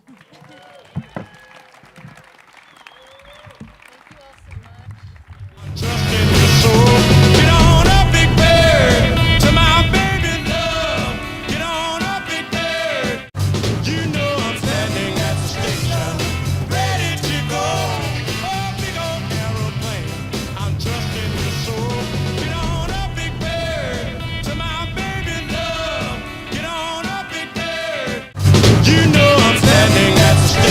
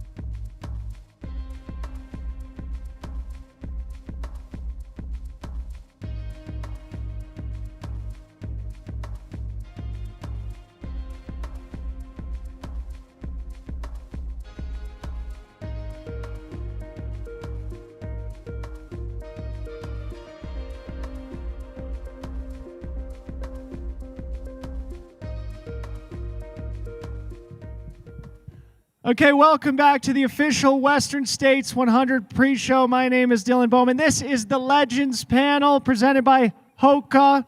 I really cannot wait for this. Yes, please, round of applause for our legends here.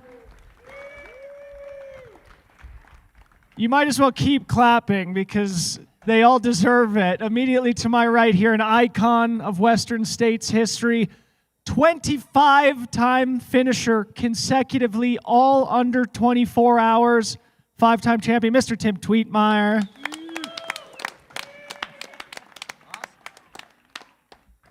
Next to Tim, another icon of Western States history, a 3-time champion, 5-time finisher, Mr. Jim King. Jim, welcome to the panel. Always had the best hair. Yeah.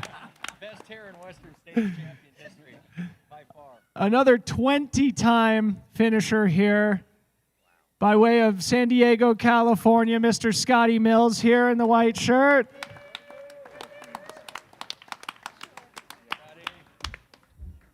Also, 10-time Hard Rock finisher. I forgot to mention that about Scotty Mills.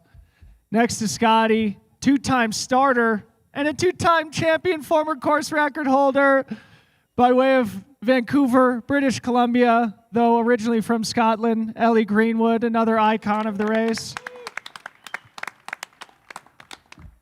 And finally, on the far end there, 7-time finisher, long-time Western States board member, current board vice president from Marin County, California, Mr. Topher Gaylord. Okay, quick, just staggering statistics here before we get started. Between the 6 of us here, we have 62 total finishes on stage and 10 total victories. Of course, Tim and Scott occupy 45 of those 62, but I've got 3 myself, so. Oh my goodness, where do we even begin? Maybe we start with you, Tweet. Your first start here, 1981. That's like the very earliest days. I'd love for you to just paint the picture. What does it look like then? How do you even register for the race in 1981? What does Olympic Valley look like? And why did you, as a 22-year-old, want to try your hand at this race? Well, that was the event to be signed up for. There weren't that many ultras then. I mean, we had American River, maybe the Nugget 50 out there in Nevada City, and there was some stuff getting back east, like Old Dominion was getting off the ground. But, you know, at that time, whether it was the Ironman or the Western States Run, that's where everybody wanted to be. And I got exposed to it, but then, you know, nothing like today. There, you just send in your piece of paper with your check, and then like 3 weeks later, you got something back in the mail that said, yeah, you're in, now start training. But, yeah, it was a lot different then. And, you know, you didn't know anything about the course or where you were going. If you wanted to go train, you had to find some native guide like Gordy or, you know, Doug Latimer or some guy that had been out on the course before because you didn't know where you were going. And there was nothing like this year. When we rolled into Squaw, there was this one old rickety wooden hotel. And anytime somebody walked down the hall, everybody woke up because it just creaked. And it was outside. But, you know, it was kind of the remnants of the old Olympic buildings. And, you know, everything's been upgraded since then. I mean, including the ski resort. I mean, there were no lights on the runs. You started in the dark.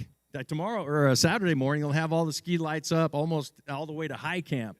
So that's pretty cool. But, yeah, it was a different time. You know, it was not as much demand for the runners, but, you know, that was kind of cool. And the aid stations were pretty Spartan. You kind of had to take care of yourself, a little farther apart than they are today.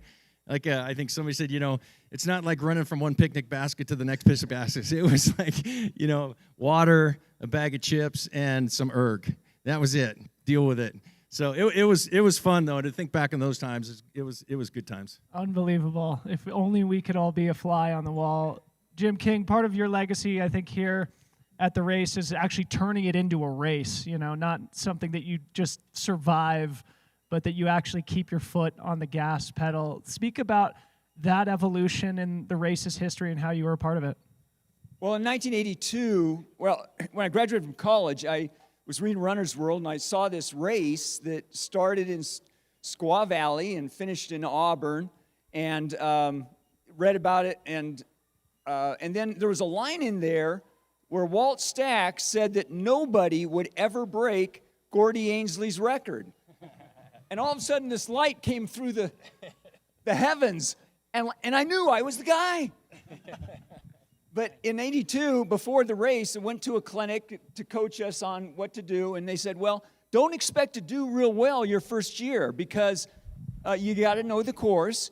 And it's really steep. You got to walk the uphills and run the downhills. And if it's your first year, don't expect to do well. So I said, I did the math, and I said, no, wait a minute. Let me get this straight. If I run the whole thing, including the hills, I'll win.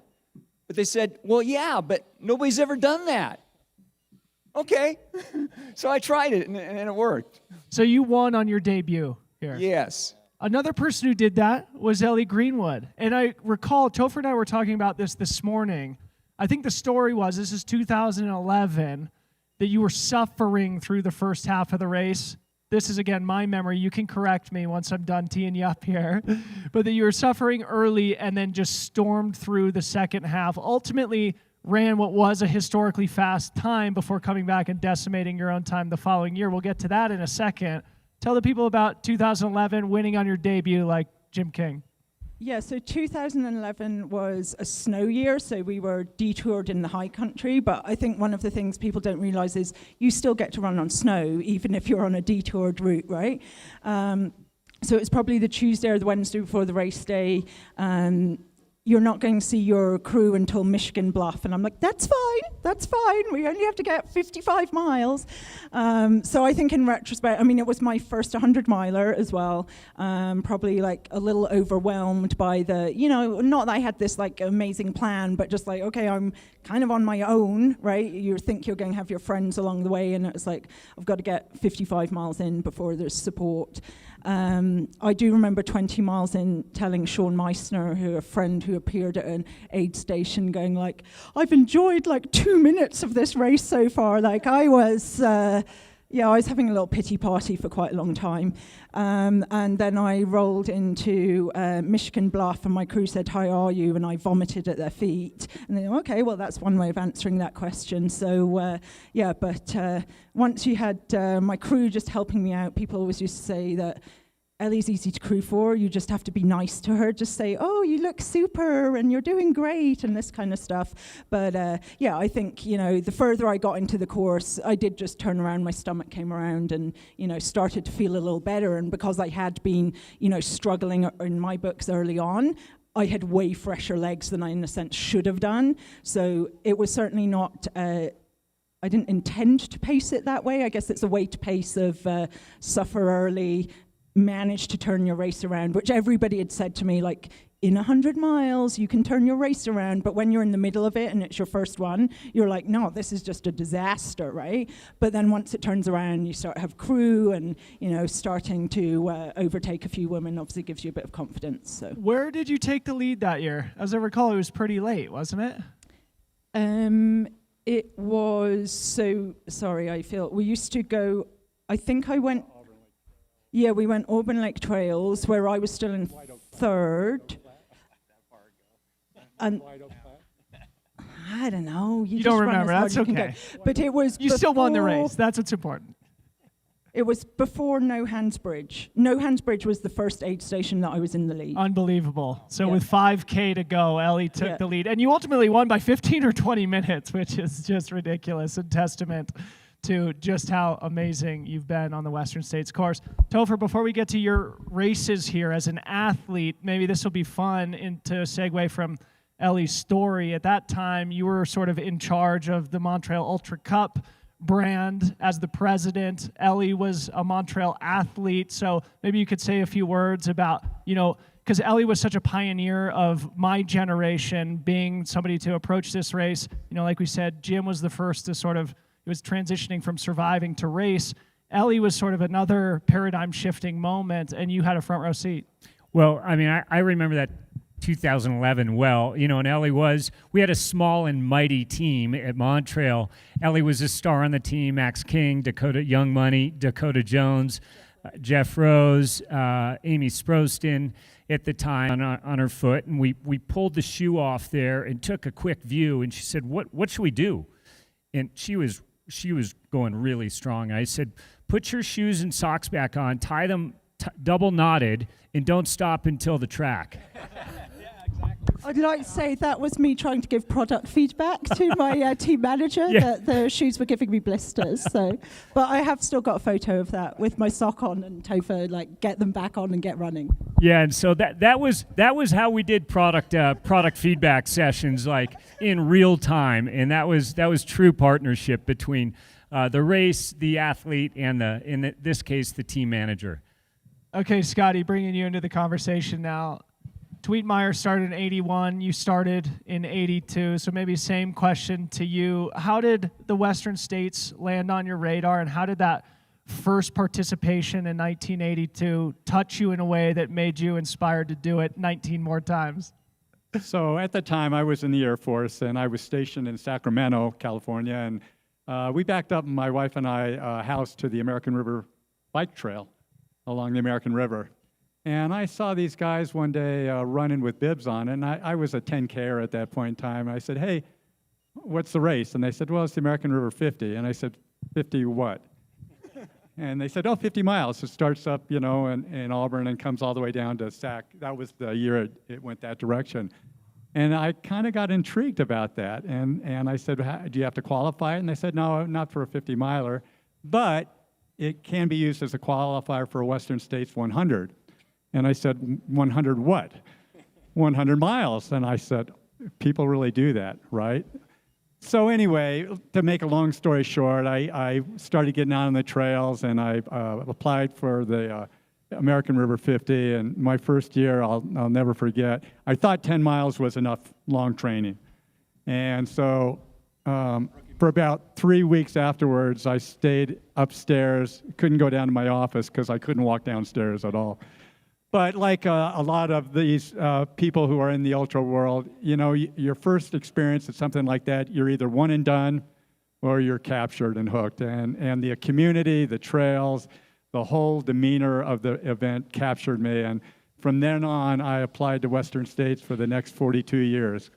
I think I have the longest streak for applying to Western States. Not to say that I got in. In the early years, like Tweet said, you had a very good chance of getting in. And early on, if you were a 3-time passover, you got an automatic slot. But after a while, you all know the evolution of the race. It was very impossible to get in other than just wishing for good luck and everything. I do want to add one thing about Jim here. And one of these things that I'll never forget, I think it was maybe your third time. You had won 2 times in a row. And Wide World of Sports was interviewing you at the bottom here. And I remember Jim Lampley, who was the announcer, pointed up and he said, so Jim, you've won this twice and everything. Do you like to lead at the top of the escarpment? And you kind of hesitated and you said, no, actually, I like to lead at the end of the race. That was somewhat profound because, it showed the fact that, no, you don't have to go end to end to win this race and everything. So anyway, I have had a passion for this event over the years, and for those of you who are running it for the first time or even subsequent times, the energy, the love, the aid stations, the beauty of the course, all comes together on a very special day, and I wish everybody the best of luck. Amazing. Twietmeyer, back to you. So 25 finishes in a row, and I was just going back through some of that history, and it did take you a while. Again, I said that you started when you were 22, but it took you a while until you ultimately were sort of approaching it more competitively. So you sort of have this interesting arc where you're doing it and finishing and surviving it, and then all of a sudden you're creeping up in the results column. Ultimately, you're becoming a champion. And then, obviously, like all of us, it starts going the opposite direction again. So maybe just meditate on that arc, sort of the learning curve, hitting the peak, being a champion here, and then just going back to doing it for the love every year. I just had for the record, I went out M9, okay? So it wasn't that bad. Excuse me. I still tell Craig I got one free ducat to burn if I need one. Oh, no. But, for me, it was, it was, like, Jim was kind of the person I looked up to, or Doug Latimer, the early superheroes, right, of the race. You're like, man, those guys are crazy good, like really. And Doug was the first one to finish 10 times, and I think close to 10 tries. I think he made it drop that once. But, it kind of grows on you, like Scott was saying. You want to be a part of the group first. I want to be a finisher. I want to be, have my belt buckle, and then it just kind of grows on you, right? And if you're kind of a type A guy, which I think most people up here some way or the other they are, it's like, well, I can do a little better than that.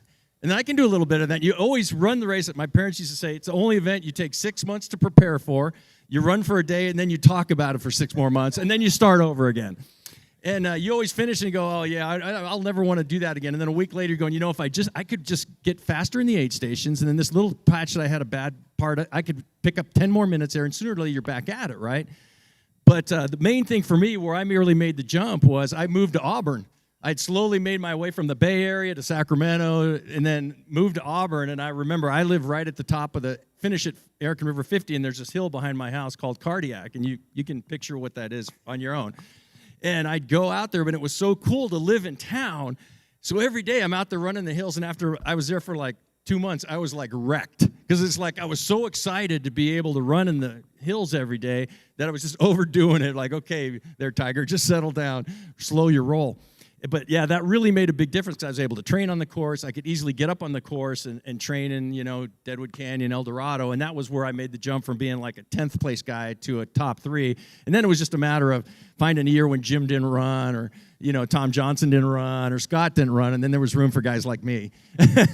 But it is kind of interesting. I think everybody will go through that. Scott's probably done as well, Jim as well. It's like you get to this point where you hit the top, right? And there's going to be, we're going to go over the top and on the downhill slide a little bit. And it's hard because mentally you still think you're 35, and physically you're like 105, because you've done so many races so hard, right, that you can't do that forever. And that balance going out that way is what's really challenging as an age grouper. Like after you're 40, you're like, okay, well, how close can I stay to where I am? But I need to be able to mentally adjust, because you get out on the course, you're like training and doing the climb to Devil's Summit. Like, I used to do this in 35 minutes, and now you're doing 45. You're like, man, I must have been really dogging it. No, I was going full gas, but that's full gas at that point. So yeah, it's kind of a balance getting out of there. But I think that's part of the life arc of an athlete through their life. It's not going to be all first places and stuff, and you just need to figure out how to adapt to that. Unbelievable. 1981 to 2006, from 22 years old to 47 years old, 25 in a row. Unbelievable. Jim King, we've been talking on my show all week about 1983. We had John Trent on, and we had sort of a little bit of a deep dive on what happened there. One of the iconic moments in Western States history. Unfortunately, it came at your expense, but still makes for an incredible story. So maybe just remind the people, or share some of your memories from that really important moment in Western States history. 1982, there was a lot of snow. 1983, there was even more. This was like 100-year snow. So heavy snow years. And I trained in Newport Beach on the soft sand, which it served me well. I had won in 82, and I really got serious and trained. Move up to here to Squaw before the race for a month, training up and down, totally acclimated, and very serious about this race. And so the gun goes off, and of course the advice was, it's a heavy snow year, and there's a lot of, we're going to put you onto the roads. There's a different course that we're going to do. Just don't go out too hard and take it real easy. And well, by the time I got to Red Star Ridge, I was ahead of record pace and doing real well.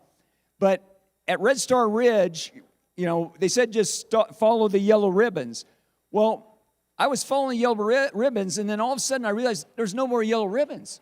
And so I got a little excited, ran back and forth. Well, what I didn't know was that the trail, the ridge, divided into 3 ridges at that point. And I ended up way off on the left-hand ridge, back and forth, and there's a helicopter going around, and I'm looking for direction.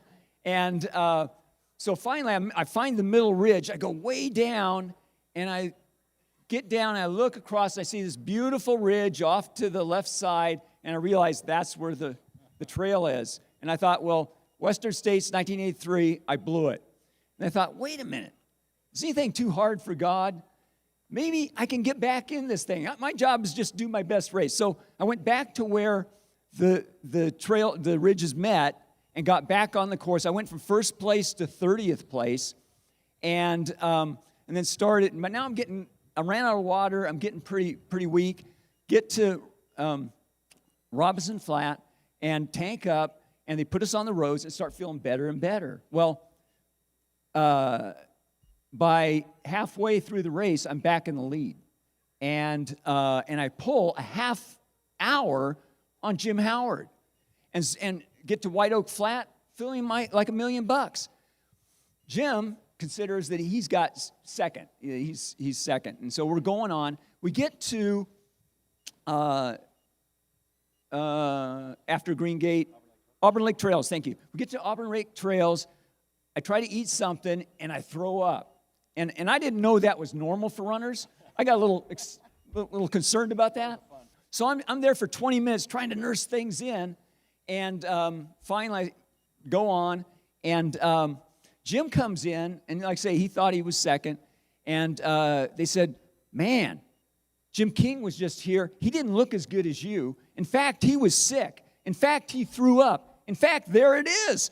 And so Jim just lights up on fire, and he's out to get me. I'm walking from there, so, I because I was sick.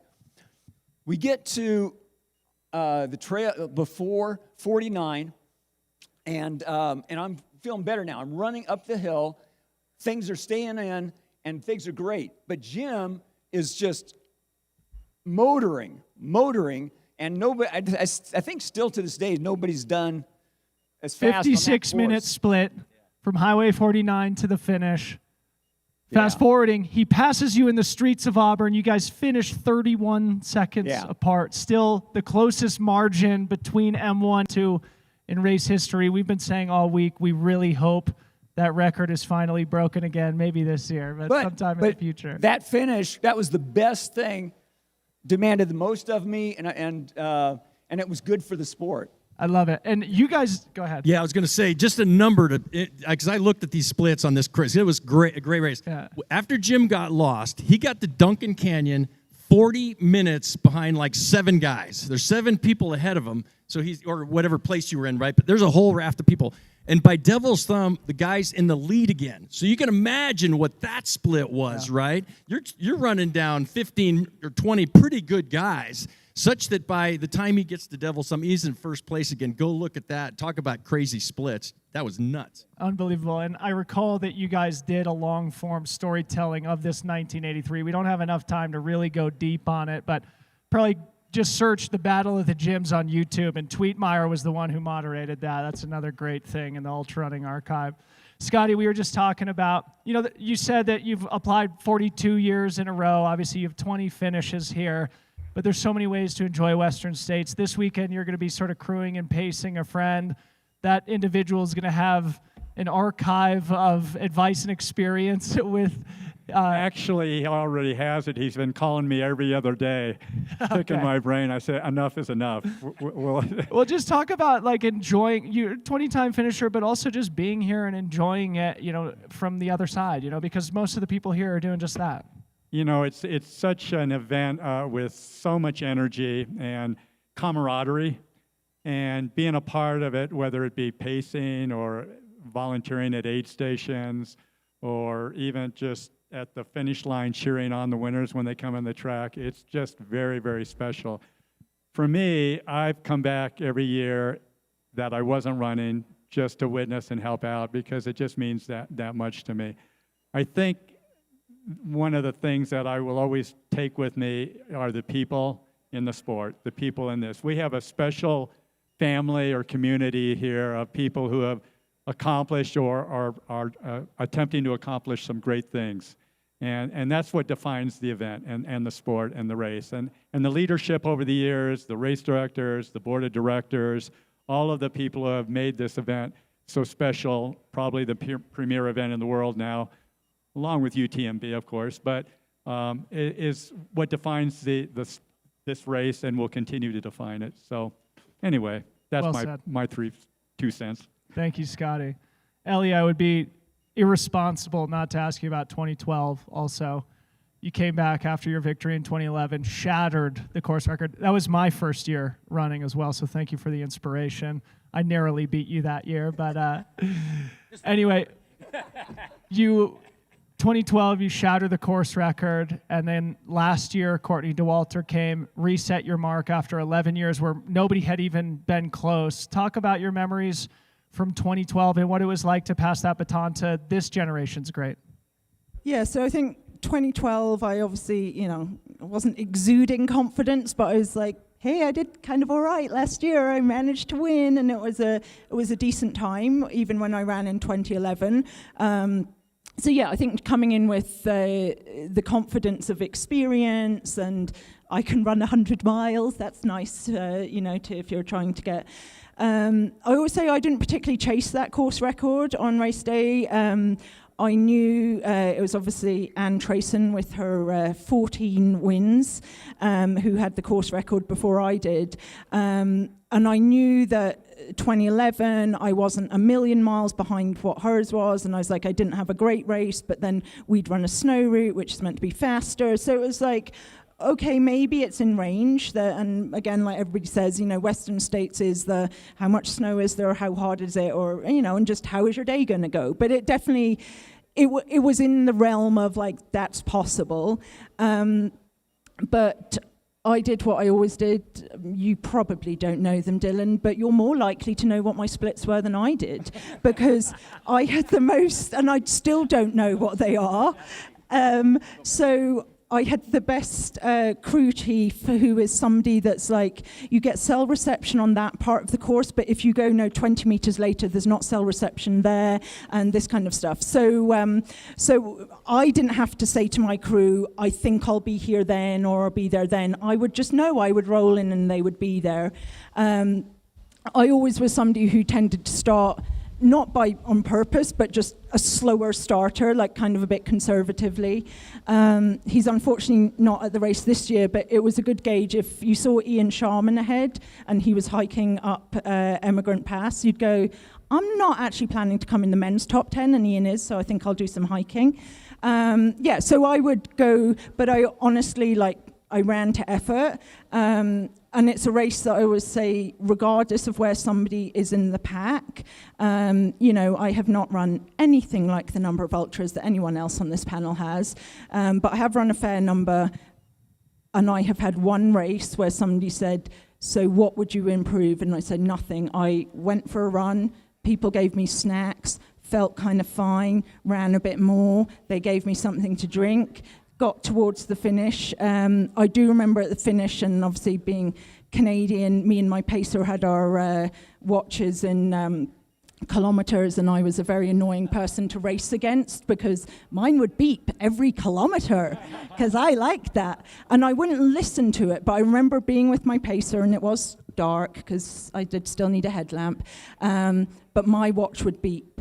And then it would be like, okay, at some other time, his watch is going to beep. And then he was like, my battery's run out. And I'm like, I've got to run a whole kilometer. So I was literally like, it was the most perfect race.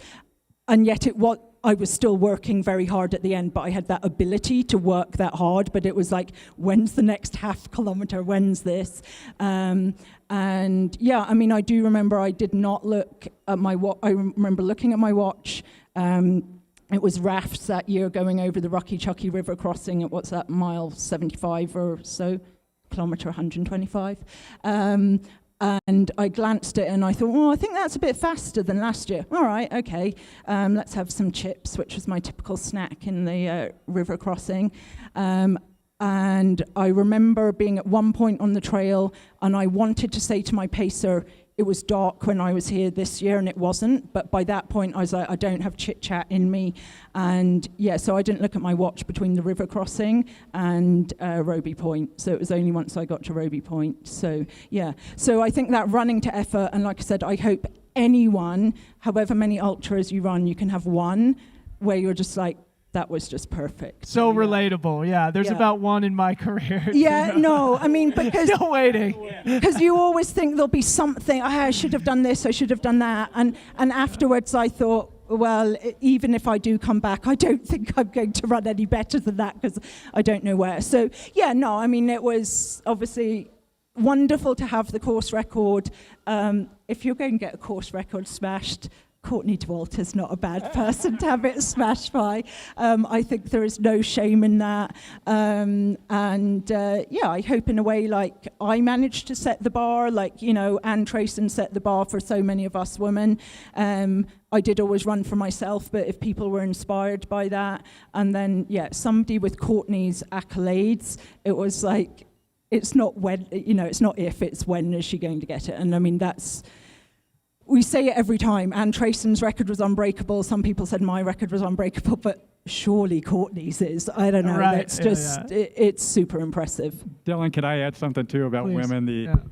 The impressive performances today were on the shoulders of women like Anne Trayson and obviously Courtney Dauwalter. But one of the things that I always used to kid when people say, how did you do in your Western states? And I said, well, I got second woman. And for a couple of years behind Anne Trayson, for a couple of years, I kind of, I was second woman. A few years later, I was striving to get top 10 women.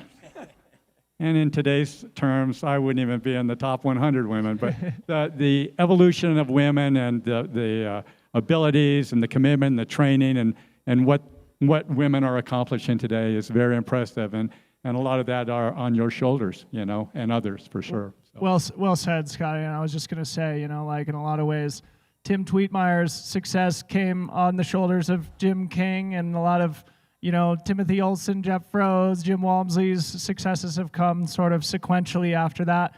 And much as the same, Anne Trayson, Ellie, Greenwood, Courtney Dauwalter, and of course this year we're crowning 2 new champions who will also be part of that amazing succession that we've had here in 51 years. We're over time, and Toph, I want to get you to sort of add some closing remarks here, and I also want to give Ellie some kudos because she's here working and helping out with I Run Far this week, so she's here giving back in the same way that Scott said. It's just so good to be here in so many different capacities. I apologize if you listen to the I Run Far interviews. Even these days, I'm a better runner than an interviewer.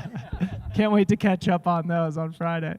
Toph, maybe we can close in a similar vein with you, and I wish we had more time. We got to budget at least 2 hours for this panel next year. But similarly, you've had so much experience, 7-time finisher. You've been on the board for a long time. Like I said, you were also sort of a critical piece of the sponsorship puzzle early.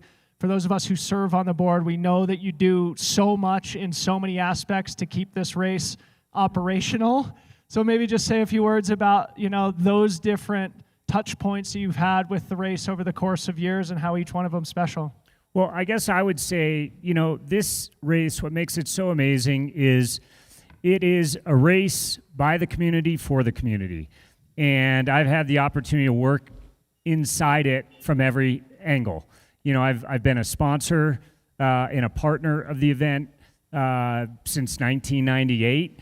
I've been a runner in the event. I've been a volunteer in the event. I've been a crew. I've been a pacer. And it's just remarkable. I think, Scotty talks about it there. There's such a community spirit to this race. And, although every runner needs to start here in Olympic Valley and run under their own power to Auburn, 100% on their own, they're never alone. And I think that's what makes it so cool. That's what makes the Western States experience so cool. And it's what keeps me coming back to give that experience to every person that has the opportunity to come in and line up at the start line. So it's very cool. A perfect place to end. I wish we could do this longer. Like I said, a big thank you to Topher Gaylord, Ellie Greenwood, Scotty Mills, Jim King, Tim Twietmeyer. Big round of applause for our Western States legends. Like I said, 62 finishes and 10 victories on the stage here. Unbelievable archive of information and knowledge. We'll get more of it next time. Thank you guys all so much. Next up, Corinne Malcolm's coming back up for our final panel, which we're calling Faces in the Crowd. Thanks for sticking around. Open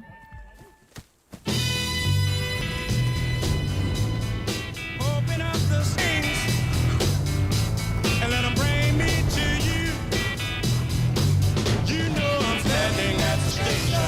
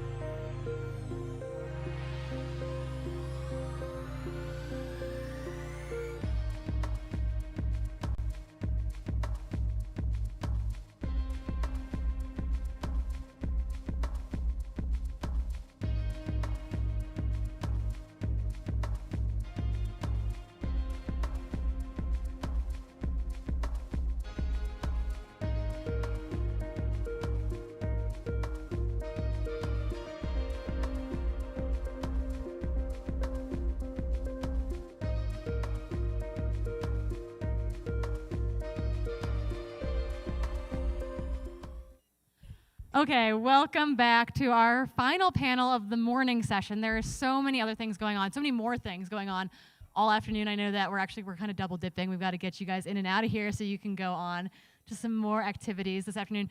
My name's Corrine Malcolm. I'm joined by an amazing panel.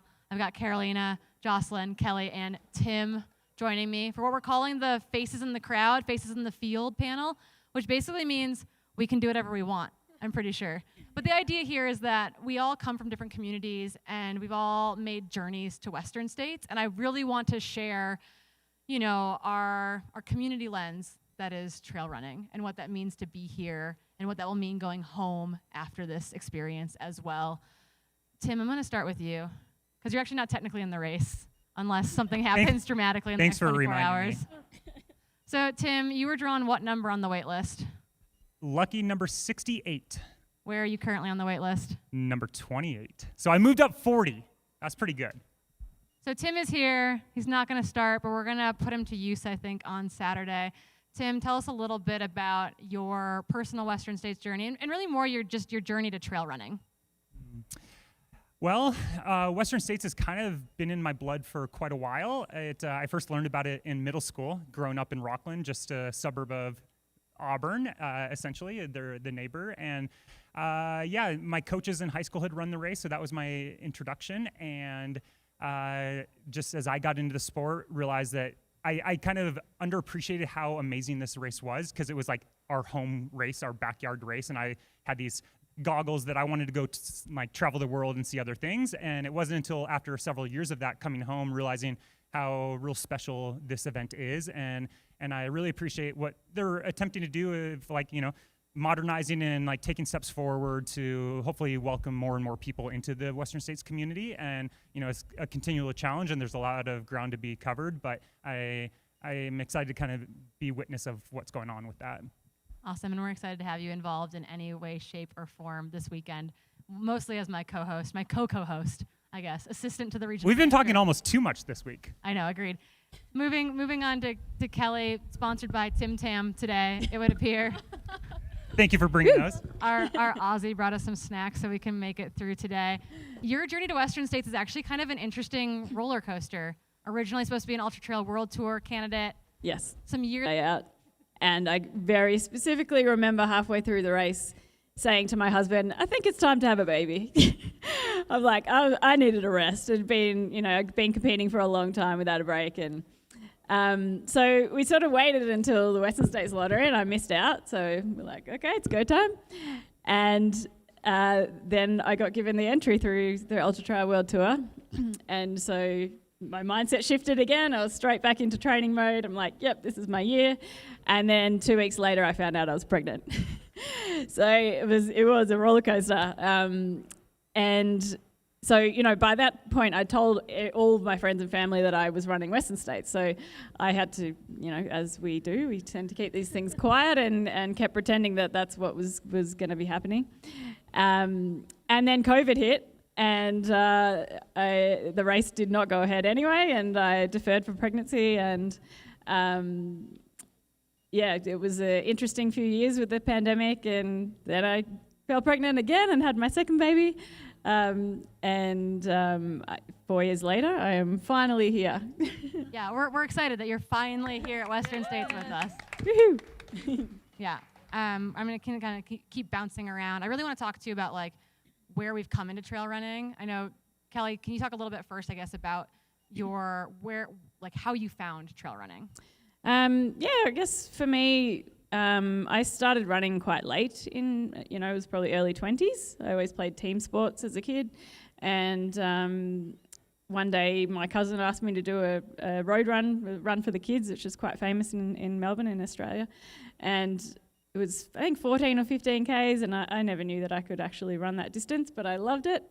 And I thought, well, if I've done that, I'll go to a half marathon, and things just escalated from there. I joined a run club and pretty rapidly went straight up to Oxfam Trail Walker, which I don't know if you have one in America, but it's quite famous around the world. It's a 100K walk for most people. We decided to walk, and realised that this sport came pretty naturally to me, and I just really enjoyed being in the outdoors, and started competing. Awesome. Jocelyn, moving on down, I'd love to hear about kind of both your journey to Western States, but also again, kind of like where trail running came into your life, because it does, it finds us, I think is what it is. I don't think we found, it's like when you adopt a dog, it's like, did you save the dog or did the dog save you? I feel like we don't find trail running finds us. So tell us a little bit about your journey to trail and then your journey to Western States. Yeah, definitely. So for me, I identify myself as really a road runner. I run a lot of marathons. That's all I do all the time. And honestly, I was always avoiding trails. I'm like, I don't want to do anything in trails. It's hard. It's hills. It has everything that's hard, you know? So I was always avoiding it. And then Myra, who's one of the runners that ran in 2022, I saw her cross the finish line in Western States. I had known about Western States, and truly, like, that inspired me. And I was like, I think I could do a 50-miler. So that's how I practically started with trails. I went into a 50-miler as my first ultra 2 years ago, and it was beautiful. I finished, even though I was like one of the last finishers to finish. I literally finished like maybe like a couple minutes before the cutoff. And I was just chasing the cutoff all the time through every single segment. And then that truly is how like I started running trails. And then I got into doing my first 100 in Daytona, which was a road one. I really was avoiding trails. I was like... None of us here want to do a road 100-mile race, so this is next level. No, and I was like trying to avoid the trails. And, you know, little by little, I started doing more, and Javelina came through. And yeah, once I did Javelina, I was like, I'm sticking through with trails. So Javelina was essentially the one that made me stay with trails. Yeah, and then talk a little bit about how that led to you joining us here at Western States. Yeah, so Javelina was my qualifier, and I posted how I had entered the lottery for the Western States, and I guess someone from Hoka saw the post or saw that I had entered. They went ahead and gave me the diversity bib from Hoka, and so I'm representing my community, Latinas, Indigenous women, and dreamers as well.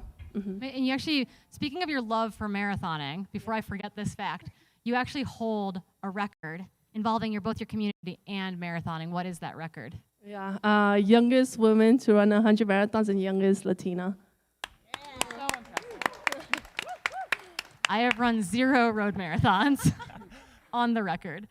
Okay, Carolina, let's talk a little bit about what running means to you, what running has meant in your life, and then that journey from that point. This is a long-winded question. We're going to be here for the next 30 minutes. You ready? I'm ready. Okay, we're buckled in. Perfect. Let's go, Corrine. Yeah, so you're like, I love your story. We are good friends, and I just want to say, like, yeah, talk us through your entry into sport, what sport has meant for you just as a person, going through space and time, and then how that's evolved to you being here to run the Western States 100 mile. Yeah. So for me, like many of us here, I think running is freedom, right? I'm from Colombia. I grew up in Colombia until I turned 19. And when I was in 4th grade, a track and field coach from my school saw me, and he's like, okay, I want you to try this and run the 1,500 or 1,200. And I was good at it. And so he introduced me to running, and he sort of took me under his wing. But, you know, growing up in civil war in Colombia was really challenging, and I felt freedom through running. I felt freedom through running in the woods, but I didn't connect the two until later in my life. I mean, I was a road runner. I was a triathlete. I did Ironmans. I was, like, obsessed. You know, I go deep with whatever I'm doing, and I shake stuff up. So running became, you know, what I did, but I moved to this country when I was 19 and became very much, like, my story became very much part of what it is like to be an immigrant and sort of fighting for freedom, you know, whether it's like immigrants or people that are kidnapped, or there's so many different sort of connections to feeling freedom in your body, and the stories that I share and the work that I do as an immigration lawyer and even as a mom. So I found trail recently in 2019. I went to a camp, which if you guys want an amazing camp, it's the Rob Carr Ultra Running Camp. And what's up? I was going to say, Rob who? I don't think anyone here knows who Rob Carr is. Does anybody know who Rob Carr is? No? Okay. Oh, show of hands. We're in good company. Well, I think he's won this, right? No, I know. He's won twice. But so Rob, I did my first trail run there. And even though my husband had been telling me for years, hey, you got to run there. You got to do trail. 2021 happened, and then I started with 50Ks, and then 70 milers, and then 100 miler last year. And I love it. And I don't think it really dawned on me, like the freedom piece, until I was recently watching the film. And you in it, I think, described this idea of like freedom was this idea that you could drive with the windows of your car down. Yeah. And I connect freedom and trail running, right? We all understand that sensation of like being out on a trail and feeling free. But I don't think I really like completely put that picture together for you until you said that you could, when you came to the US, you could roll your windows down when you were driving. Can you just expand on that just a tiny bit? Yeah, I mean, in Colombia, I couldn't really be my full self as like my happy connecting, let's change the world type of person, because you could be kidnapped, you could be killed. Like there were so many, I had friends that were kidnapped and killed constantly. And so it was just like a matter of fact.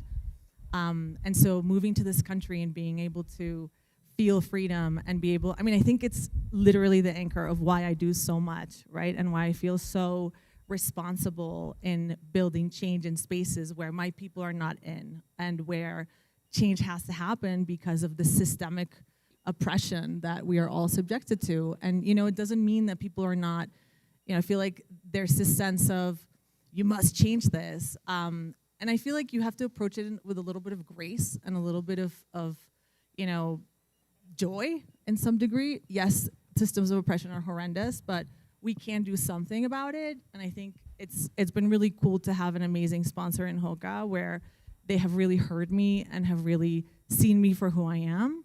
And so this journey has been incredible because they really want to change things. And as much as I love trail, I did not feel included in many spaces. The diversity is really down, whether it's women or BIPOC individuals or, and so when you don't see yourself, it's really tough. And it is up to us to really change it. No one's going to change it for us. And so like, Tim, what are you doing, right? Are we including more people in free trail? Are we doing the job? Mammoth Trail Fest, getting it done one step at a time. So I feel like we always push it, and we're always like, oh, we're going to do that next. Yes, we're going to change it. And it's like, it's now, right? And it's through conversations. It's through inviting your friend to run with you. And so many of the programs that we're developing now are about inviting immigrants that feel invisible into running and inviting them to our clubs and striking conversations, because we're really not that different. And so it really is about that connection and that vulnerability and that beauty of our running community, which is really special. Yeah, there are commonalities when we get down to basics, down to the dirt level. Yeah, I love how you put that, and I think you make a paramount. I don't know if that's a word, paramountly, but a paramountly important point in that a lot of people do identify with running or trails as freedom, but for a lot different reasons than what you were just describing. And I think it's important to acknowledge that when someone is constantly through their entire life kind of exposed to micro traumas or big T, little t, they're disconnected from their body. They're in this like kind of sympathetic out of body experience where they can't really feel what they're doing. And I love what your approach has been, introducing meditation, trying to get people to feel what they're feeling in their body, because I think that's the way they can actually bring them back down into that almost like window of clarity that they could then feel safe. Because if everything around you is a threat, there's no way you could actually be in the zone or in the flow state. It doesn't exist when every single thing around you, I think I've heard you say like you have 6 eyes, like you're looking behind on the sides because everything is a threat. And when you're in that state, you can't be safe. And so people that look and see you doing this and transcending through, and I could imagine them thinking, okay, like I like that, but I'm paralyzed. I'm scared. Like, is there something you would say to them just to like encourage them, like, I don't know, a little mantra or something that you say, hey, this is how you can take that first step to kind of recognize how you pull yourself down into your body and out of your head and be kind of cognizant of what's happening? I think nature is incredibly powerful, right? I think I bring so many, I use clay, I use food, I use elements that are on earth because those are grounding elements. And I think we are so much in our head and we don't realize we live in bodies for a reason. And so our bodies are really smart, right? As trail runners, we listen to our bodies, right? Like 90% of our job is to actually listen to our bodies, because we need to know, is the sodium right? Is the light too much? So if you're connected in that sense, you'll succeed, right? So for me, it's bringing as many people to literally feel the ground. And so I think it's much easier that then, we have so many commonalities. So it's like, right, with Kelly, I'm a mom, we're immigrants, like, right, we're runners. And so I think those commonalities are super powerful, and anybody has a part to change. Kelly, speaking of moms, you are, I think, the pregnancy deferral coming into this race. Talk a little bit about, I just love this idea of when the first time you got an opportunity to run Western States, you were a different person. Like you're now a mom of two little boys. Like talk a little bit about what it means to be back here at Western States for the first time, now as a mom of two. Yeah, look, it's awesome. I'm very grateful for Western States for being a bit progressive in this space. I think Craig introduced the pregnancy deferral policy in 2018. That was the same year that the photo was taken of Sophie Power breastfeeding during UTMB, because they didn't have anything in place, and she had already given up her entry on one occasion and thought this time, no, I'm not going to give it up again, and so she ran that race 3 months postpartum, which I cannot imagine doing. I was really strict in my return to running after both kids, and I followed some return to running postnatal guidelines. I didn't start running at all until 12 weeks postpartum for both my boys. And then I literally started with the Couch to 5K program. It's very frustrating as an elite athlete when you've been doing so much, but it's such a small portion of time in the grand scheme of things, and it really helped me to get strong again and come back stronger. In the last year, I've got 5, 10 marathon PBs, and now I'm here and ready to go. So.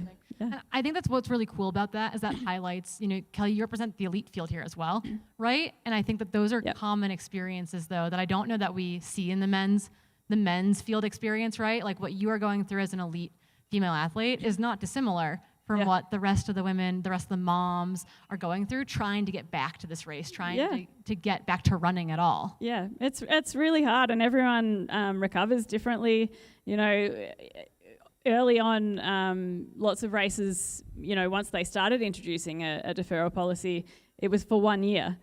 What's that going to do for you?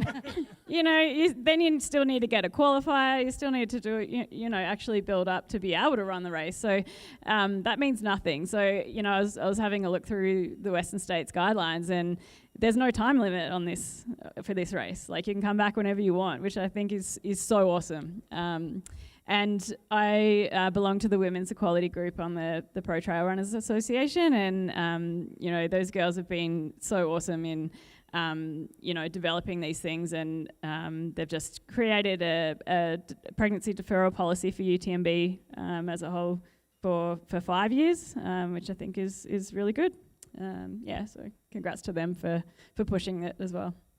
Yeah, that and building off of that, like with our event at Trailfest, we're new, so we can kind of do whatever we want. And I found pregnancy deferral is like low-hanging fruit. It's like, why isn't that there? Same with equal coverage in the media, equal coverage on the start line, equal prize money.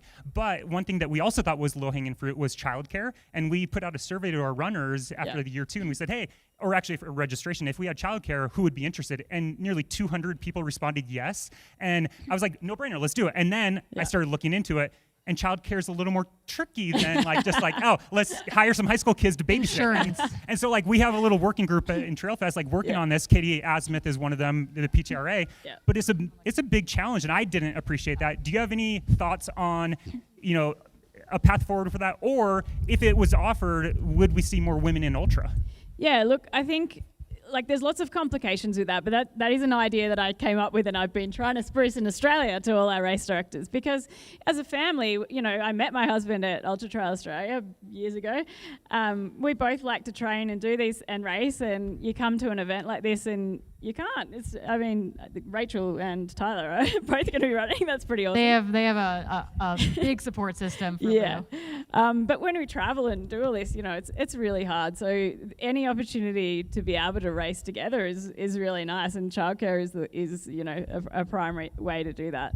Also, by having different race distances on different days, or having kids races, just so that they don't all clash, so it makes it easier in that sense. But I think the larger picture is actually being able to train, and the juggle of being a mum and a dad who both want to train and looking after kids and having to work as well. It's hard.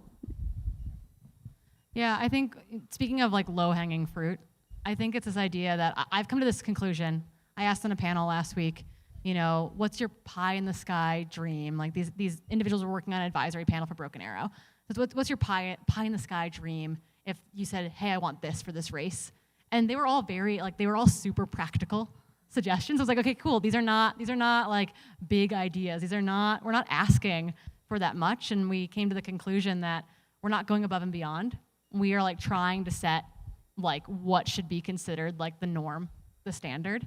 And so that includes like holding spots for communities that I think are underrepresented in these races historically, right? Women are included in that, but also people of color, I think, are a big part of this story who have not been highlighted, have not been shared, have not gotten to share the trails that are theirs as much as they are anyone else's. And so I guess I would love to talk to both Jocelyn and Carolina about that, about representing like the Latina community and what that means to be here. I know that it can be very othering to be the representation, but I'm wondering how important it is for you to be here and have other people see you get to go after this big goal. Yeah, definitely. It's crazy enough, but like today I got a message, and one of the messages that I got was like, you make me believe that I could run Western States. And it's truly just that, you being out here. And I think I try to share my journey a lot through social media, just trying to share that, oh, look, I'm walking up hills. You don't necessarily need to run the uphills. I walk up hills too. Yeah, and like people have this whole idea that, in order to be in trails, you gotta be running all the time, just like in road. And I'm like, no, like you could walk, you could just take it easy. And I think when it comes to that, like that brings more inclusivity. And also being a Latina, just being able to be out there in the trails and representing, it's a big thing, just because you're not just representing yourself, but you're representing your culture, millions of people. And again, like I mentioned, like the person who inspired me to be here was someone who finished Western States. And it's like a cycle. Once you get inspired, another person gets inspired, and then another person gets inspired. And I think for me too, like when I did my first 50 miler in trails, I was the only Latina in the whole race. Everyone else was mainly men and white people. And I was like one of the few. And I felt like an outsider. And I was just like, what am I doing here? But at the same time, I love being in trails, and I feel like it connects you. So actually, it connects you to your ancestors. And I think that's the biggest thing. Like, I pray a lot. I feel connected to my ancestors. And when I'm in trails, I just feel the happiest, and I feel like at home. So I hope like that inspires other people to get out there. Yeah, and I saw the video from your send-off run before you left for Western States. Just talk a little bit about how important it is for you on race day to know that you have this big community that is going to be sending you energy, sending you vibes, sending you thoughts, prayers, whatever it might be. Like, how important is that community? I mean, it's truly, I feel like it means a lot to me, just because I'm not, like, I'm representing the community, but I'm also representing myself. And I think just getting to be here at the start line is the most important thing. Getting even a bib to the start line, it's a big thing. And I think that's the reason why many people came out to the run. And they were like, wow, if Jocelyn could do it, I can also do it. And it doesn't come with like, oh, because I have a record or anything like that. It's just I started running 100 milers. I'm like, you just got to start running ultras, and then you'll get there, And building those little steps that will get you to get to Western States. I love it. Carolina, we were talking, I don't know, this feels like it was years ago, but it probably wasn't that long ago, talking about this idea that like when you, not only getting into trail running, but when you looked around, you got into coaching, in part because not only did you not see female coaches, but you didn't see coaches that looked like you. So talk a little bit about it from that direction, as far as being like, you know what, like someone's got to do it. I'm here for this. I want women to see me. I want women who look like me to see me and feel like I'm in their corner. I'm their team, and we're gonna get this done together, because I think that is like such an incredibly powerful piece of what you've been doing. Yes. Yeah, I mean, when I was training for Ironman, I had, I was the only woman, I think, and I had one coach who did not get, my heavy periods or, my headaches, or how for me it was more about the spirituality of like running, right? It's sort of the place where I calm myself. And so when I started trail running, I found like two coaches. And so I felt like, well, if nobody's going to do it, then I'm going to do it, right? It's sort of that, I feel like I wear many hats because of that. A lot of hats. Truly a lot of hats. And it's been amazing, I love learning, so I want to know everything about it. So I'm a problem solver, so I want to get in there and fix it. And so it's been beautiful to coach. I only coach BIPOC people and only women, and so I focus only on them. And it's been amazing to be on the other side, because so much of it is psychological, right? Coaching. It's so much of like, you can do it, and this is what we do next, and these are the mantras. And so it's been really fun to work with community and sort of be able to give something back that I wish I had when I was a younger athlete. I love it. I think this has been kind of short and sweet, but we have to slowly wind down. So I guess from each of you, Tim included in this, you're an important panel member here today with the good hair, which is something that was a commonality, I think, up here. Unites us all. Love. But Tim, I'd love to kind of like get final words from people, and I think that it can be what you wish you knew when you got into the sport, or I guess speaking to people who might be running this weekend, as you are not. What would you be? What words of wisdom? Sorry, we still have to have that seafood dinner that we were talking about. Give a little bit of advice to those that might be towing the line this weekend. I loved what Jocelyn said she's sharing stories about how she walks uphill. And that was something I didn't know when I got in the sport. I thought no one walked. So when I started walking in races, I thought like I was the odd duck. And I realized that's a skill set you lean into. And I love that you're sharing that with people. And I think it's really important. It kind of weaves through everything, all the little conversation or the kind of themes we've been talking about, is sometimes that small step forward is like the most important step, and you just got to take that next step. And I did read something about you that as you were approaching, or I think you can correct me, or please do, but I think you were around like marathon 25 or so, and you got some advice from someone saying that you're only going to make it to 100 marathons if you slow down. Yeah. And it was like a pivotal thing where you're like 100 miles is possible, but you have to slow down. And I can't help but think of the analog with Saturday morning. You're approaching 100 miles. It's possible, but you're going to have to slow down. Like, is that something you've kind of thought between the two of those? Yeah, honestly, well, that was Julie Wise. She's called Marathon Goddess. She ran 52 marathons in 52 weeks, meaning in a whole year. She ran 52 marathons. And I was getting injured, and I was just getting injured all the time. And she's like, you have to slow down. That's the only way you're going to make it to 100. And I took that in, so I started slowing down. And I think that goes the same when it comes to trails. You got to start slowing down in the beginning so you can make it to the finish. Because it's like you can't be going all gas, no brakes, So definitely. Yeah. And I think that's what I would say to everyone in the field on Saturday is slow down so you can make it to 100 and enjoy that. Kelly, any final words of advice? Well, maybe that you need to hear as well. Yeah, that's the advice that I'm taking. Going to the camp and training with all these fast women, it's pretty daunting for this little Aussie coming from Australia. I'm just going to try and be patient and run my own race. On the women's equality front, I think we've got 27% women. Yeah, the race this year is going to be the highest. We're going to have the highest percent of women in the field that we've had start. It's about 27%, which is a big deal. Yeah. So we're making strides. Yeah.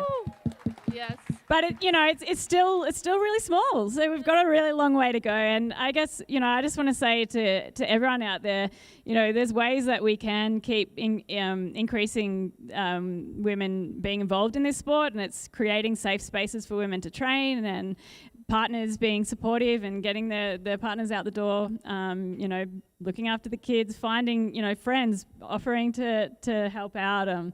There's lots of ways that we can try and keep pushing it. So yeah. Awesome. Jocelyn, last words before the race starts. Yeah, definitely. For anyone who's running or even crewing, I feel like you could tell this to your runner. You got to bet on yourself, at the end of the day. You got to bet on yourself, because that's going to take you very far in believing in yourself. I feel like when you believe in yourself, really there isn't anything that could stop you. And I truly just say, make sure you tell your runner, bet on yourself. Because at the end of the day, we could all make it to the finish. I love it. And I guess, Carolina, we got two final remarks from you. One is going to be that last piece of advice that maybe you need to hear as well. But also, I would love if you could tell people here a little bit about the initiative you've got going on this week, because it's a really important one. Yes. So I would say just be happy, have joy. This is just running. It's a big deal, yes, but it's also just running. So have fun. It's such a party. I love the Western States community. It's unlike any community that I've been around in running. So I think just have fun. And yes, the initiative. You guys have to come and check us out next to the Hoka, next to the start. That almost gave me a heart attack when I saw it. It's an initiative called Pass the Shoes, and what we're doing is we're collecting all of the shoes that you're done with after running, and we are shipping them to immigrants and people that need them, like farm workers here in California. But the fun thing is, Touching Land is a nonprofit that I run. We use QR codes to teach people about their rights, and we have really fun gaming ways of learning rights, but also teach them about where they can go to run. As you're talking about community, where can I go to run? Can I find groups that are all about women so that I can connect with other moms and maybe take shifts? So we're trying to do all this, building also around running communities within the area. So please send us your shoes, drop your shoes here, or connect with us on Instagram, and we'd be happy to give you the information. Each pair of shoe will have a QR code that will lead to all of these resources. So let's go. Amazing. Big round of applause. I just want to say one real quick thing. Okay. How do we get an official collab of the Not Without My Lawyer Fudge and Ben & Jerry's? It's for people that don't know, you had an ice cream kind of initiative where you were spreading, people's rights. Ice cream truck of rights. Yeah, I feel like that would be a perfect Ben & Jerry's flavor. Not Without My Lawyer Fudge. We were talking to Ben & Jerry's about it, but more about the actual all of the rights. Because we want to spread the joy to everyone. So yeah, that has been explored, Tim. I do not leave any stone unturned, just if you're wondering. Okay, we'll see it on an ice cream pint soon. Good luck this weekend. Tim, good luck on your waitlist wait. Give him one more big round of applause. Go get off your feet. Go lay down. Tim and I have to get a haircut. Yes. It's hot. Oh yeah, and so that concludes our morning panels. I gotta be official, I guess. So thank you everyone for watching our morning panels here at Western States. There'll be things going on with Rising Hearts Collective later, as well as the Trail Sisters panel. And then you can catch Dylan and I at Trailgating from 3 to 5 p.m. as well. And yeah, hydrate, get off your feet.